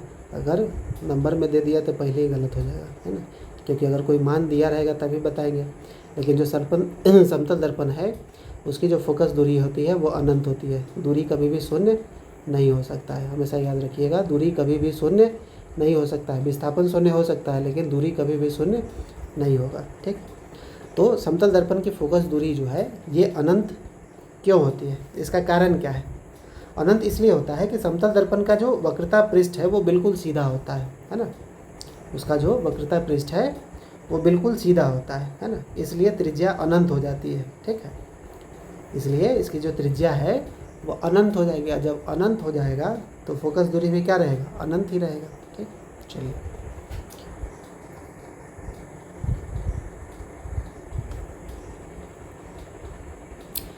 दर्पण सूत्र क्या है ना। तो दर्पण सूत्र होगा आपका option number A, 1/v + 1/u = 1/f। Option number B जो है ये आपका लेंस फार्मूला है, ठीक है, इसको याद रखिएगा, लेंस फार्मूला है ना।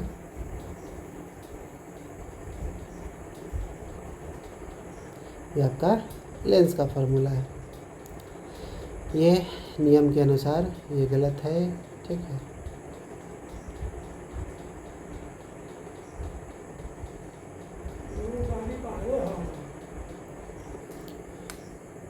चलिए अगले प्रश्न पर आते हैं।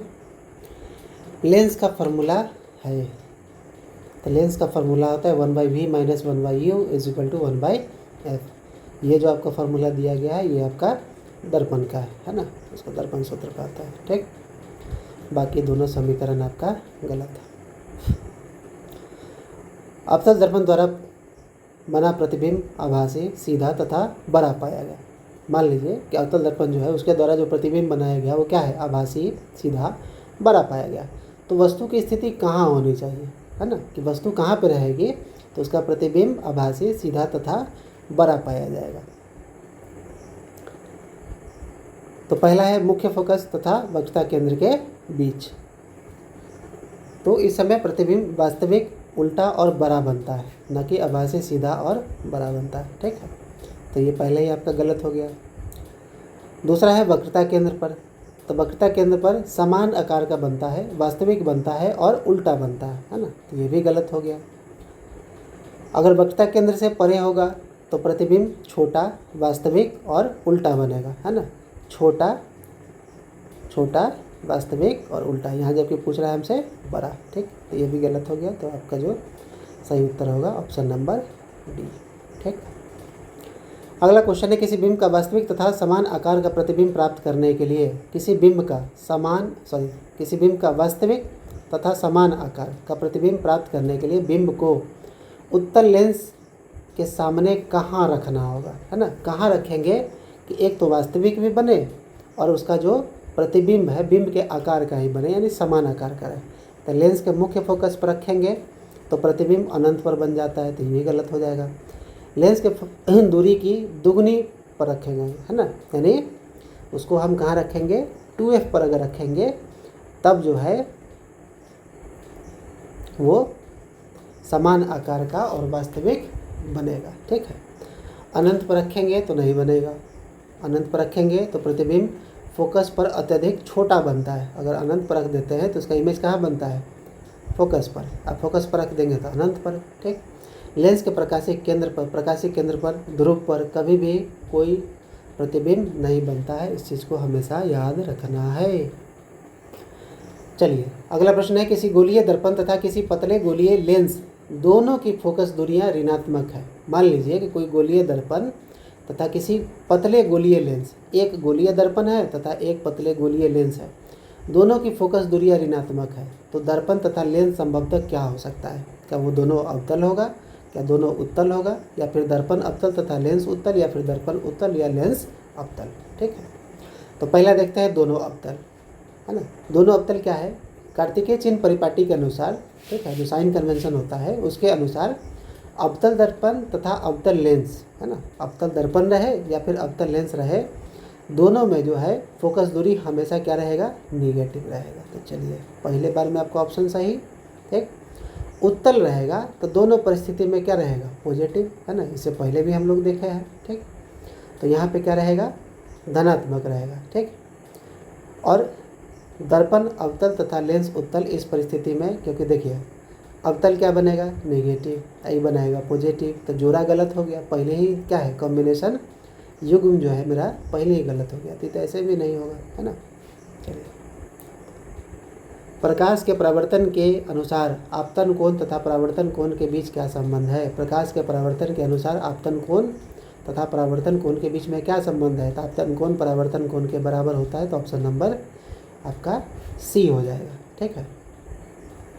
और ये तीनों जो है ये संभव है अपवर्तन की स्थितियों में, है ना। ये जो आपका दिया गया है option A, option B, option C, ये है अपवर्तन की स्थिति में हो सकता है, न कि परावर्तन के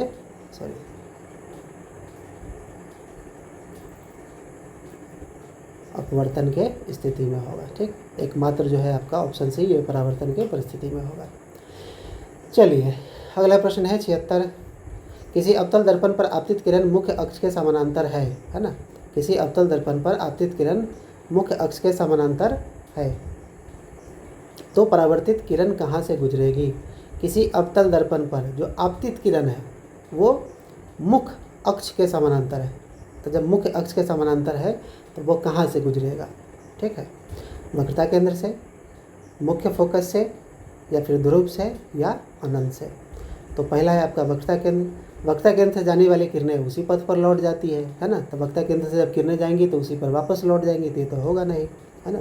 क्या मुख्य फोकस से, तो मुख्य फोकस से आपका सही उत्तर होगा, क्योंकि जब आपतित किरण मुख्य अक्ष के समानांतर आती है तो परावर्तन के बाद मुख्य फोकस से ही गुजरती है। या फिर आपतित किरण अगर मुख्य फोकस से होकर गुजर रही है तो परावर्तन के बाद वो मुख्य अक्ष के समानांतर हो जाएगी, ठीक उल्टा, ठीक। चलिए अगला है आपका ध्रुव, है ना। तो क्या ध्रुव से संभव है। ध्रुव से हम एक ही चीज़ देखे हैं कि ध्रुव से हम जो अक्ष है उसे मिलाने वाली जो रेखा होती है, वक्रता केंद्र और ध्रुव को मिलाने वाली रेखा को हम लोग क्या कहते हैं, मुख्य अक्ष ही कहते हैं, ठीक है। तो ध्रुव से तो संभव नहीं है, ठीक है। और अनंत से ये भी आपके लिए गलत हो जाएगा, ठीक। चलिए, यदि आवर्धन का मान ऋणात्मक है, अगर आवर्धन ऋणात्मक है, इसमें अब आपको क्या है थोड़ा बहुत याद रखना होगा, ठीक है। इसमें शून्य के मान से हम ये निर्धारित करेंगे कि आवर्धन के अनुसार जो है, अगर आवर्धन ऋणात्मक होता है तो प्रतिबिंब कैसा होगा, और अगर आवर्धन धनात्मक है तो उसका प्रतिबिंब कैसा होगा। दोनों प्रश्न आपके सामने रखा गया है, ठीक है। तो चलिए देखते हैं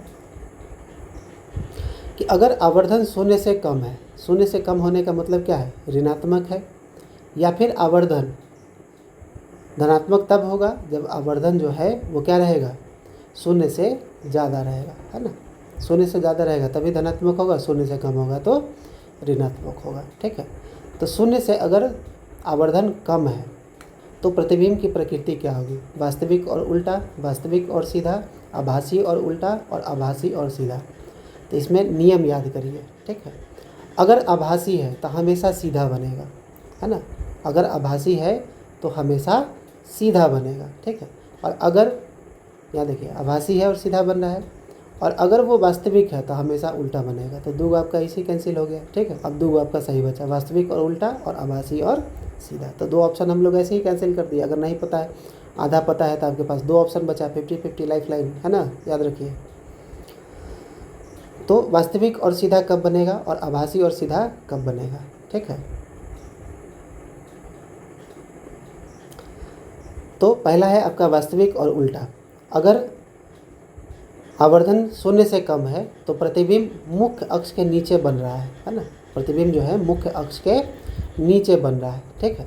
अगर वो धनात्मक है तो प्रतिबिंब जो है वो मुख्य अक्ष के ऊपर बन रहा है। तो मुख्य अक्ष के नीचे बनता है तो कैसे, क्या कहते हैं इसको, उल्टा कहते हैं।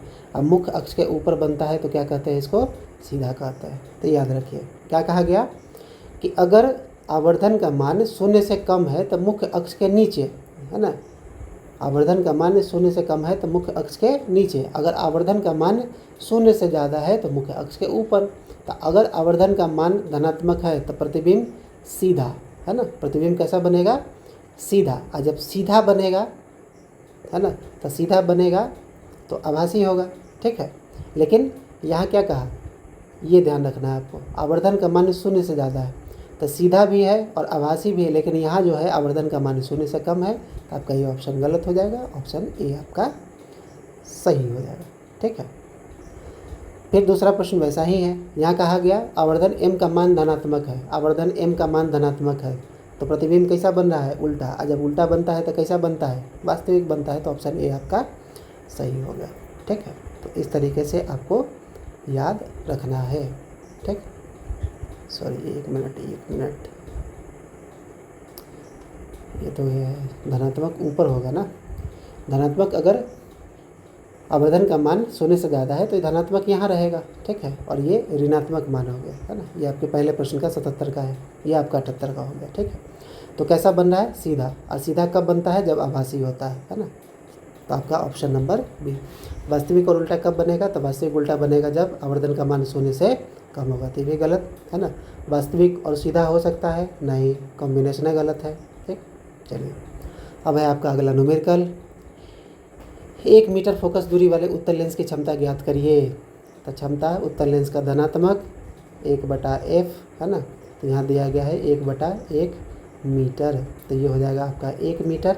और 1 मीटर को आप इसमें बदलिएगा तो ये बदल के हो जाएगा आपका कितना, देखिए 1 डायोप्टर। क्यों, क्योंकि उत्तल लेंस का जो क्षमता होता है वो होता है धनात्मक, ऋणात्मक वाला आपका पहले ही कैंसिल हो जाएगा, ठीक। तो जो सही उत्तर होगा वो होगा ऑप्शन नंबर बी, ठीक। क्षमता याद रखिएगा, उत्तल लेंस में धनात्मक, अवतल लेंस में ऋणात्मक। चलिए, समतल दर्पण द्वारा बने प्रतिबिंब का आवर्धन क्या होता है, समतल दर्पण। तो समतल दर्पण क्या करती है, हमेशा बराबर समान प्रतिबिंब बनाती है ना। जितना वस्तु का ऊंचाई उतना ही प्रतिबिंब का ऊंचाई, जितना बड़ा बिंब उतना बड़ा प्रतिबिंब, ठीक है। तो आवर्धन क्या होता है, इसमें आवर्धन शून्य नहीं हो सकता है, ठीक है, अनंत भी नहीं हो सकता है, और नेगेटिव तो होगा ही नहीं, ठीक है। तो जो आपका सही उत्तर होगा वो होगा ऑप्शन नंबर 1। क्यों, क्योंकि समतल दर्पण वस्तु के बराबर आकार का सीधा प्रतिबिंब बनाता है, तो जब सीधा बनाता है तो उसको हम पॉजिटिव में लेंगे, ठीक। चलिए, गाड़ियों के पीछे के दृश्य को देखने के लिए रियर व्यू मिरर, है ना, 3 बार हम लोग ये क्वेश्चन देख लिए, तीसरा बार हम लोग देख रहे हैं। अवतल दर्पण, उत्तल दर्पण, समतल दर्पण। चलिए जल्दी से इसका आंसर दीजिए, है ना। 2 बार अभी तक हम लोग इसको पढ़ चुके हैं, तो इसमें कौन सा इस्तेमाल होगा। समतल दर्पण कभी नहीं होगा क्योंकि बराबर प्रतिबिंब बनाता है। हमको कैसा प्रतिबिंब चाहिए, छोटा, है ना, कैसा प्रतिबिंब चाहिए, छोटा। वस्तु का आकार बड़ा और प्रतिबिंब क्या बनेगा, छोटा। तो प्रतिबिंब छोटा कब बनता है, तो प्रतिबिंब छोटा बनता है आपका उत्तल दर्पण में, ठीक है। और उत्तल दर्पण में क्यों बनता है, क्योंकि छोटा बनेगा तो पीछे का जो क्षेत्र है वो बहुत बड़ा दिखाएगा, विस्तृत दिखाई देगा, है ना, इसलिए उत्तल दर्पण का इस्तेमाल करते हैं। अगला है पेरिस्कोप। पेरिस्कोप में दर्पण का प्रयोग किया जाता है। पेरिस्कोप क्या होता है कि जैसे उसमें हम इस प्रकार से देखें कि 2 दर्पण को लगा दिया जाए, है ना, और कोई वस्तु यहाँ पे है, ठीक है, और यहाँ से हमको देखना है ना, यहाँ पे हमारा आँख है, अब यहाँ से देखना है तो ये तो छिपा हुआ है तो दिखेगा नहीं, तो हमारी प्रकाश, आँखों से प्रकाश की किरणें वस्तु के पहले पड़ेगी इस दर्पण पर और यहाँ से परिवर्तित होकर हमारे आँखों पे पहुँचेगी, ठीक है। तो इसमें हम कौन सा दर्पण इस्तेमाल कर सकते हैं, अवतल इस्तेमाल कर सकते हैं, समतल इस्तेमाल करेंगे या प्रिज्म करेंगे, है ना। तो जल्दी से बताइए, आधा आपको बता चुके हैं, इसका सही आंसर क्या होने वाला है ना। तो इसका जो सही आंसर होगा वो होगा आपका समतल दर्पण, ना ही अवतल दर्पण होगा ना ही उत्तल दर्पण होगा, ठीक। क्यों, क्योंकि ये प्रतिबिंब का आकार जो है वो क्या करते हैं, विकृत कर देते हैं, यानी बदल देते हैं, ठीक। और यहाँ पे क्या है, हमको सिर्फ वो ऑब्जेक्ट देखना है उतना ही बड़ा, तो सिर्फ ये क्या हो सकता है, परावर्तन से हो सकता है, इसलिए हम समतल दर्पण का इस्तेमाल करते हैं। चलिए, अगला प्रश्न है, कांच का अपवर्तनांक किस रंग के प्रकाश के लिए अधिकतम है। कांच का जो अपवर्तनांक होता है उसमें किस रंग का प्रकाश के लिए अधिकतम होगा, है ना। तो कांच में किस रंग का प्रकाश जो है उसका अपवर्तनांक अधिक हो सकता है, ठीक। पहला है आपका लाल, दूसरा है बैगनी, तीसरा है हरा और चौथा है पीला। तो इसमें क्या होना चाहिए, तो लाल रंग जो है उसका अपवर्तनांक सबसे कम होता है। अपवर्तनांक कम होता है, कम इसलिए होता है कि वो कम अपवर्तन करेगा क्योंकि उसका तरंग दैर्घ्य ज़्यादा होता है, ठीक है। और बैगनी का अपवर्तनांक ज़्यादा होता है लेकिन तरंग दैर्घ्य इसका सबसे कम होता है। इस चीज़ को याद रखिएगा, जिसका तरंग दैर्घ्य सबसे ज़्यादा उसका अपवर्तनांक सबसे कम, और जिसका तरंग दैर्घ्य सबसे कम उसका अपवर्तनांक सबसे ज़्यादा रहेगा, ठीक है। तो यह पूछा गया कांच का अपवर्तनांक किस रंग के प्रकाश के लिए सबसे अधिकतम होता है ना। तो सबसे कम जिसका तरंग दैर्घ्य रहेगा उसका अपवर्तनांक सबसे ज़्यादा रहेगा, है ना। तो जो आपका सही उत्तर होगा वो होगा बैगनी। चलिए अब देखिए अपवर्तनांक किस में सबसे न्यून होगा, तभी बताएं कि अपवर्तनांक सबसे कम किस में था, तो लाल में। क्यों? क्योंकि इसका तरंग दैर्घ्य सबसे ज़्यादा है, ठीक। चलिए पानी में आंशिक रूप से डूबी हुई छड़ मुड़ी हुई प्रतीत होती है, इसका कारण क्या है? प्रकाश का परावर्तन? नहीं। प्रकाश का अपवर्तन? बिल्कुल, है ना। प्रकाश का विक्षेपण नहीं होगा, प्रकाश का प्रकीर्णन नहीं होगा। प्रकाश का परावर्तन क्यों नहीं होगा? क्योंकि प्रकाश उसी माध्यम में लौट जाती है। परावर्तन में क्या होता है, प्रकाश एक ही माध्यम में रहती है, फिर परावर्तन के बाद दोबारा उसी माध्यम में लौट जाती है, तो ये आपका नहीं होगा, ठीक है। फिर आपका प्रकाश का विक्षेपन, तो प्रकाश का विक्षेपन में क्या होता है, रंगों का विभाजन होता है। इसमें जो है रंगों का विभाजन होता है, ठीक है। यहाँ हमसे पूछा गया है कि डूबी हुई छड़ मुड़ी हुई क्यों प्रतीत होती है, तो प्रकाश के परावर्तन के कारण। प्रकीर्णन क्या है, तो प्रकीर्णन हम आपको पहले बता चुके हैं कि प्रकीर्णन क्या होता है। प्रकीर्णन का मतलब होता है प्रकाश का फैलना, है ना। प्रकाश का फैलना कहलाता है प्रकीर्णन, ठीक है, डिस्पर्शन ऑफ लाइट। चलिए तारों का टिमटिमाना किस घटना पर आधारित है? तारों का टिमटिमाना किस घटना पर आधारित है? वायुमंडलीय अपवर्तन, प्रकाश का परावर्तन, पूर्ण आंतरिक परावर्तन या फिर वर्ण विक्षेपण? तो पहला है आपका वायुमंडलीय अपवर्तन, है ना। यही आपका सही उत्तर होगा। क्यों होगा? क्योंकि वायुमंडल का जो विभिन्न परत होता है ना, ये परत है, इसका घनत्व अलग अलग होता है, और ये जो घनत्व है ये निर्भर करता है तापमान पर, है ना। तो घनत्व और तापमान दोनों बदलते रहता है, तो जब निरंतर बदलते रहेगा तो तारों से आने वाला जो प्रकाश है बार बार अपवर्तित होगा, है ना, बार बार डाइवर्ज होगा, है ना, बार बार बदलते रहेगा, जिस कारण से क्या है कि यह हमको टिमटिमाते हुए दिखाई देगा। तो सही उत्तर क्या होगा? वायुमंडलीय अपवर्तन। परावर्तन में हम लोग क्या देखते हैं, तो परावर्तन में हम लोग पढ़ चुके हैं, है ना। तो ये सब क्या है, गलत प्रक्रिया है तारों के टिमटिमाने के लिए। अगला है सूर्योदय तथा सूर्यास्त के समय सूर्य का रक्ताभ लाल दिखना किस कारण से है? तो लाल क्यों दिखता है ना। समय सूर्य का जो रक्ताभ होता है वो लाल क्यों दिखता है? तो पहला है अपवर्तन। अपवर्तन के कारण सूर्य जो है अपवर्तन के कारण हमको 2 मिनट पहले दिखाई देता है ना, क्योंकि लाल रंग जो है प्रकीर्णन के कारण दिखता है। लाल रंग किसके कारण दिखता है? प्रकीर्णन के कारण, ठीक है। क्योंकि आसमान में क्या होगा, प्रकाश फैलती है, जिसके कारण प्रकीर्णन से हमको दिखाई देता है, ठीक।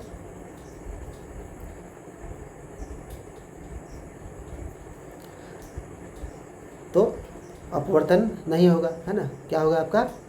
प्रकीर्णन होगा, ठीक। अपवर्तन के कारण नहीं दिखाई देता है, ठीक। ना ही परावर्तन, ना ही पूर्ण आंतरिक परावर्तन। तो जो सही उत्तर होगा वो होगा आपका प्रकीर्णन। प्रिज्म द्वारा किस रंग का विचलन सबसे ज़्यादा अधिक होता है? तो प्रिज्म जो है, किस प्रिज्म में कौन सा रंग सबसे ज़्यादा अधिक विचलित होगा, ठीक है।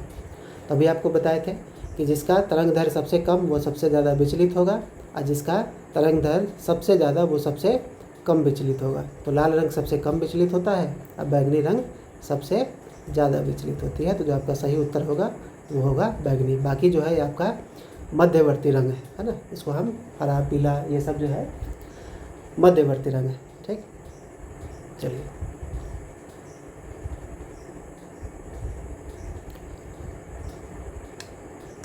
आगे बढ़ते हैं। प्रिज्म द्वारा किस रंग का विचलन सबसे कम होता है? तो अभी बताया जिसका तरंग दैर्घ्य सबसे ज़्यादा हो सबसे कम विचलित होगा, तो जो सही उत्तर होगा लाल, ठीक। क्रांतिक कोण क्या है? Critical angle. चलिए क्रिटिकल एंगल का हम लोग समझते हैं कि क्रांतिक कोण क्या होता। मान लीजिए कि कोई एक माध्यम है, ठीक है, इस तरीके से माध्यम हमने बना लिया, ठीक। अब इसमें माध्यम आपको रखना है सघन, है ना। तो सघन में वह आपतन कोण बनेगा जिसके लिए विरल माध्यम में जो अपवर्तन कोण होगा वो 90 डिग्री का बन जाएगा। ठीक है, तो मान लीजिए कि हमारा क्या है, सघन है ना, और विरल है। तो इधर से अपतित कोण आ रही है। ठीक है, और ये हमारा हो गया है ना, ये हो गया हमारा अविलंब है ना, सॉरी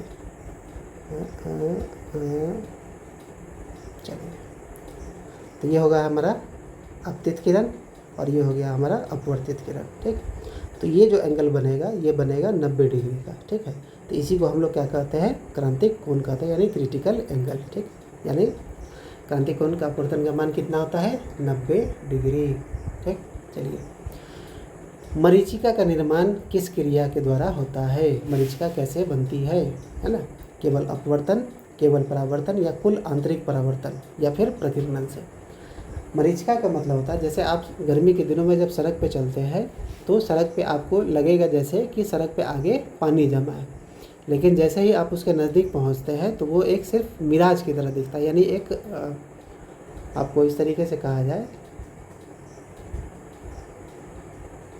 मिराज कहने का मतलब है कि सामने से वो आपको दिख रहा है लेकिन वहाँ जाने के बाद आपको कुछ भी दिखाई नहीं देता। मतलब एक तरीके से कह सकते हैं कि आँखों का भूल होता है ना। तो ये क्यों होता है, इसमें सिर्फ क्या अपवर्तन होता है या फिर क्या परावर्तन होता है या फिर कुल आंतरिक परावर्तन होता है, इसका कारण क्या है। तो इसमें ना ही अपवर्तन होगा, ना ही परावर्तन होगा, ना ही प्रकीर्णन होगा, है ना, क्योंकि केवल अपवर्तन या परावर्तन पूर्ण मरीचिका नहीं बना सकते हैं, है ना। खाली अपवर्तन या फिर खाली परावर्तन या प्रकीर्णन जो है अकेले मिराज को नहीं बना सकता है, इसलिए तीनों आपका गलत होगा। कुल आंतरिक परावर्तन सही होगा। क्यों सही होगा, जैसे कि जब आप रेगिस्तान या गर्म सड़कों पर देखते हैं तो वहाँ हवा की जो निचली परत होती है ना, जो सड़क के संपर्क में रहती है या फिर रेत के संपर्क में रहती है, गर्म होने से अपवर्तन और अंततः पूर्ण आंतरिक परावर्तन के कारण जो है हमको एक भ्रम की स्थिति उत्पन्न हो जाती है। ठीक है, मतलब वहाँ अपवर्तन भी होता है और आंतरिक परावर्तन भी होता है हवा के गर्म होने के कारण। निचली परत क्या होती है, गर्म होती है, तो हवा जब गर्म होती है तो वो ऊपर की तरफ उठती है ना। तो जो हवा के कण है वो स्थिर नहीं रहता है, इस कारण से जो क्या है कि अपवर्तन भी होता है और पूर्ण आंतरिक परावर्तन भी होता है। ठीक है, जिस कारण से जो है हमको मिराज दिखाई देता है। तो यहाँ देखिए, कुल आंतरिक परावर्तन, ये टोटल इंटरनल रिफ्लेक्शन के कारण जो हमको दिखाई देता है। तो जो सही उत्तर होगा आपका ऑप्शन सी होगा। चलिए, उत्तल लेंस द्वारा वास्तविक प्रतिबिंब बनता है जब वस्तु रखी हो। उत्तल लेंस और वास्तविक प्रतिबिंब कब बनेगा, तो बताए थे कि उत्तल लेंस में जब बिंब जो है आपका फोकस से प्रकाशीय केंद्र के बीच में आ जाए, है ना, फोकस और प्रकाशीय केंद्र के बीच में आ जाए, है ना, ऑप्टिकल सेंटर के बीच में, तब जाके ये काल्पनिक बनता है। अगर हम फोकस से इसको पीछे रखेंगे तब ये हमेशा वास्तविक प्रतिबिंब बनेगा। ठीक है, तो देखिए एफ पर रखेंगे तभी बनेगा, है ना। अभी बताया कि एफ पर रखें या फिर एफ से परे रखें पीछे की तरफ, तो एफ से पीछे चलेंगे तो हमको क्या मिलेगा, वक्रता केंद्र मिलेगा। तो 2f मिलेगा, 2f है ना, यानी फोकस का दुगुना, f और 2f के बीच, यानी फोकस और वक्रता केंद्र के बीच में, त्रिज्या के बीच में। ठीक है, और 2f से परे यानी उससे भी पीछे, बियॉन्ड सेंटर ऑफ कर्वेचर या फिर बियॉन्ड फोकस, है ना। तो इन सभी परिस्थितियों में क्या है कि हमको वास्तविक प्रतिबिंब दिखाई देगा। सिर्फ एक ही परिस्थिति बनती है, वो बनती है फोकस और सेंटर ऑफ ऑप्टिकल के बीच में अगर हम बिंब को रखते हैं तो सिर्फ और सिर्फ यही आभासी प्रतिबिंब बनता है। एक ही परिस्थिति में बनता है उत्तल लेंस में, बाकी सब में वास्तविक बनेगा। ठीक, अगला है, किसी दर्पण की फोकस दूरी दिया गया है +15 सेंटीमीटर, है ना, तो वह दर्पण क्या है। और फोकस दूरी से आपको बताना है कि वो दर्पण क्या हो सकता है, अवतल, उत्तल, समतल, है ना, क्या होगा। तो अवतल दर्पण जो है उसकी फोकस दूरी ऋणात्मक होती है। अवतल में जो है फोकस दूरी क्या होगा, परिपाटी के नियम के अनुसार ये ऋणात्मक होता है, और उत्तल में क्या होता है, धनात्मक होता है। ठीक, अब बच गया आपका समतल, है ना। तो समतल में क्या होता है, समतल में फोकस दूरी अनंत होता है, तो हम इसको माप ही नहीं सकते कि पॉजिटिव है कि नेगेटिव है। तो इसमें जो फोकस दूरी है वो अनंत हो गया। ठीक, तो यहाँ पॉजिटिव में दिया हुआ है धनात्मक, यानी जो सही उत्तर होगा वो होगा आपका उत्तल दर्पण। चलिए, किसी लेंस की क्षमता दिया गया है पावर -4 डायोप्टर, है ना, नेगेटिव है। तो पहले ही बता चुके हैं कि लेंस की क्षमता अगर नेगेटिव है तो इसका मतलब क्या होगा, वो होगा अवतल। उत्तल रहेगा तो क्या रहेगा, पॉजिटिव रहेगा। ठीक, तो किसी लेंस की क्षमता जो है -4 डायोप्टर है तो इसकी फोकस दूरी क्या होगी, तब आपको फोकस दूरी बताना है। तो F बराबर क्या लिखेंगे, 1/p। ठीक, 1/p मीटर। तो ये कितना है, 1/-4 डायोप्टर। ठीक, अब मीटर है, अब इसको आप बदलिएगा किस में, सेंटीमीटर में, क्योंकि आपको किस में चाहिए, सेंटीमीटर में चाहिए, है ना। जब आप इसको डिवाइड करिएगा तो ये हो जाएगा माइनस में 0.25 मीटर, और जब इसको सेंटीमीटर में बदलिएगा तो इसको 100 से गुना करिएगा तो हो जाएगा कितना, -25 सेंटीमीटर। तो जो सही उत्तर होगा आपका ऑप्शन नंबर ए। चलिए अगला है, एक उत्तल दर्पण की फोकस दूरी 20 सेंटीमीटर है तो इसकी वक्रता त्रिज्या कितनी होगी, है ना। तो फोकस दूरी 20 है तो वक्रता त्रिज्या उसकी दुगनी होगी, इसका मतलब 40 सेंटीमीटर। ठीक, चलिए आगे बढ़िए। रोगियों के कान, नाक, गले आदि की जांच करने के लिए डॉक्टर क्या प्रयोग करते हैं, है ना। ये प्रश्न में हम लोग 1-2 बार देख चुके हैं कि जो दांत के डॉक्टर जो थे वो कौन सा दर्पण इस्तेमाल करते थे। अवतल दर्पण, समतल दर्पण, तो समतल हमेशा बराबर बनाता है तो होगा नहीं, है ना। अब यहाँ दर्पण दिया गया है, ठीक है, और हमको क्या देखना है, हमको देखना है कि प्रकाश इस पार से उस पार जाए तभी तो हम उसको बड़ा दिखा सकते हैं, है ना। तो इस परिस्थिति में हमारे लिए क्या होना चाहिए, ठीक। तो इस परिस्थिति में जो है अवतल होगा या फिर उत्तल होगा या फिर उत्तल लेंस होगा, है ना। तो उत्तल दर्पण क्या करती है, किरणों को फैला देती है और छोटा प्रतिबिंब बनाती है। उत्तल दर्पण क्या करती है, किरणों को फैला देगी और प्रतिबिंब क्या बनाएगी, छोटा। हमको नाक, कान, गला ये सब क्या होता है, इसके अंदर बहुत छोटे छोटे अंग होते हैं और हमको इसका प्रतिबिंब क्या चाहिए, बड़ा। तो बड़ा कौन बनाएगा, अवतल दर्पण। तो हम किसका इस्तेमाल करेंगे इसमें, अवतल दर्पण का, है ना। उत्तल लेंस हमारे लिए क्या हो जाएगा, गलत हो जाएगा। चलिए, सड़क में लगे परावर्तक लैंप, सड़क में जो परावर्तक लैंप होता है सड़क के ऊपर, है ना, उसमें किसका प्रयोग किया जाता है। तो वैसे दर्पण का प्रयोग करेंगे, है ना। जो परावर्तक किरणें जो उससे आएंगी उसमें कौन सा दर्पण लगाया जाएगा, ताकि जो है मतलब किरणें जो है बहुत अच्छे तरीके से सड़क के ऊपर आच्छादित हो सके। ठीक,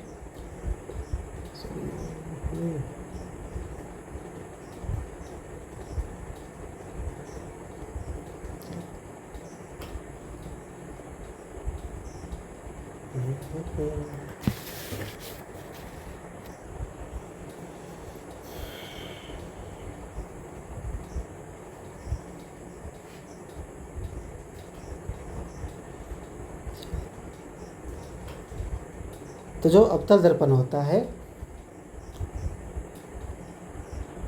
ये क्या करती है कि प्रकाश की जो किरणें हैं, है ना, उनको पुंज के रूप में बांध देता है ना, अपसारित नहीं करता है। जबकि उत्तल दर्पण क्या करती है, अपसारित कर देती है। तो इसलिए किसका इस्तेमाल होना चाहिए, है ना, जो फैलाएगा उसको या फिर जो उसको एक पुंज के रूप में परिवर्तित कर देगा उसका इस्तेमाल होगा। ठीक, तो यहाँ पे जो आपका इस्तेमाल होना चाहिए वो होना चाहिए उत्तल दर्पण का, क्योंकि उत्तल दर्पण क्या करती है, प्रकाश को अपसारित करती है। ठीक है, इसलिए हम उत्तल दर्पण का इस्तेमाल करेंगे। ठीक, चलिए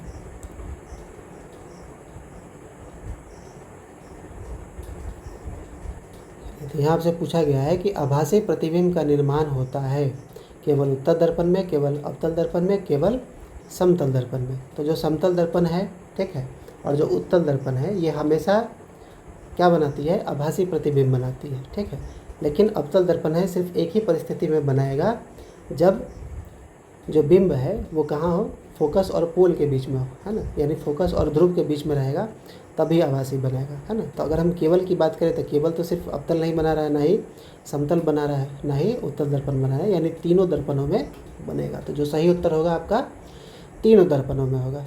अगला है, प्रकाश की चाल सबसे अधिक किस माध्यम में होती है। प्रकाश की चाल सबसे अधिक किस माध्यम में होगी, कांच में, पानी में, केरोसिन में या फिर निर्वात में। तो प्रकाश की जो चाल होती है वो सबसे अधिक होती है निर्वात में, है ना, वैक्यूम में।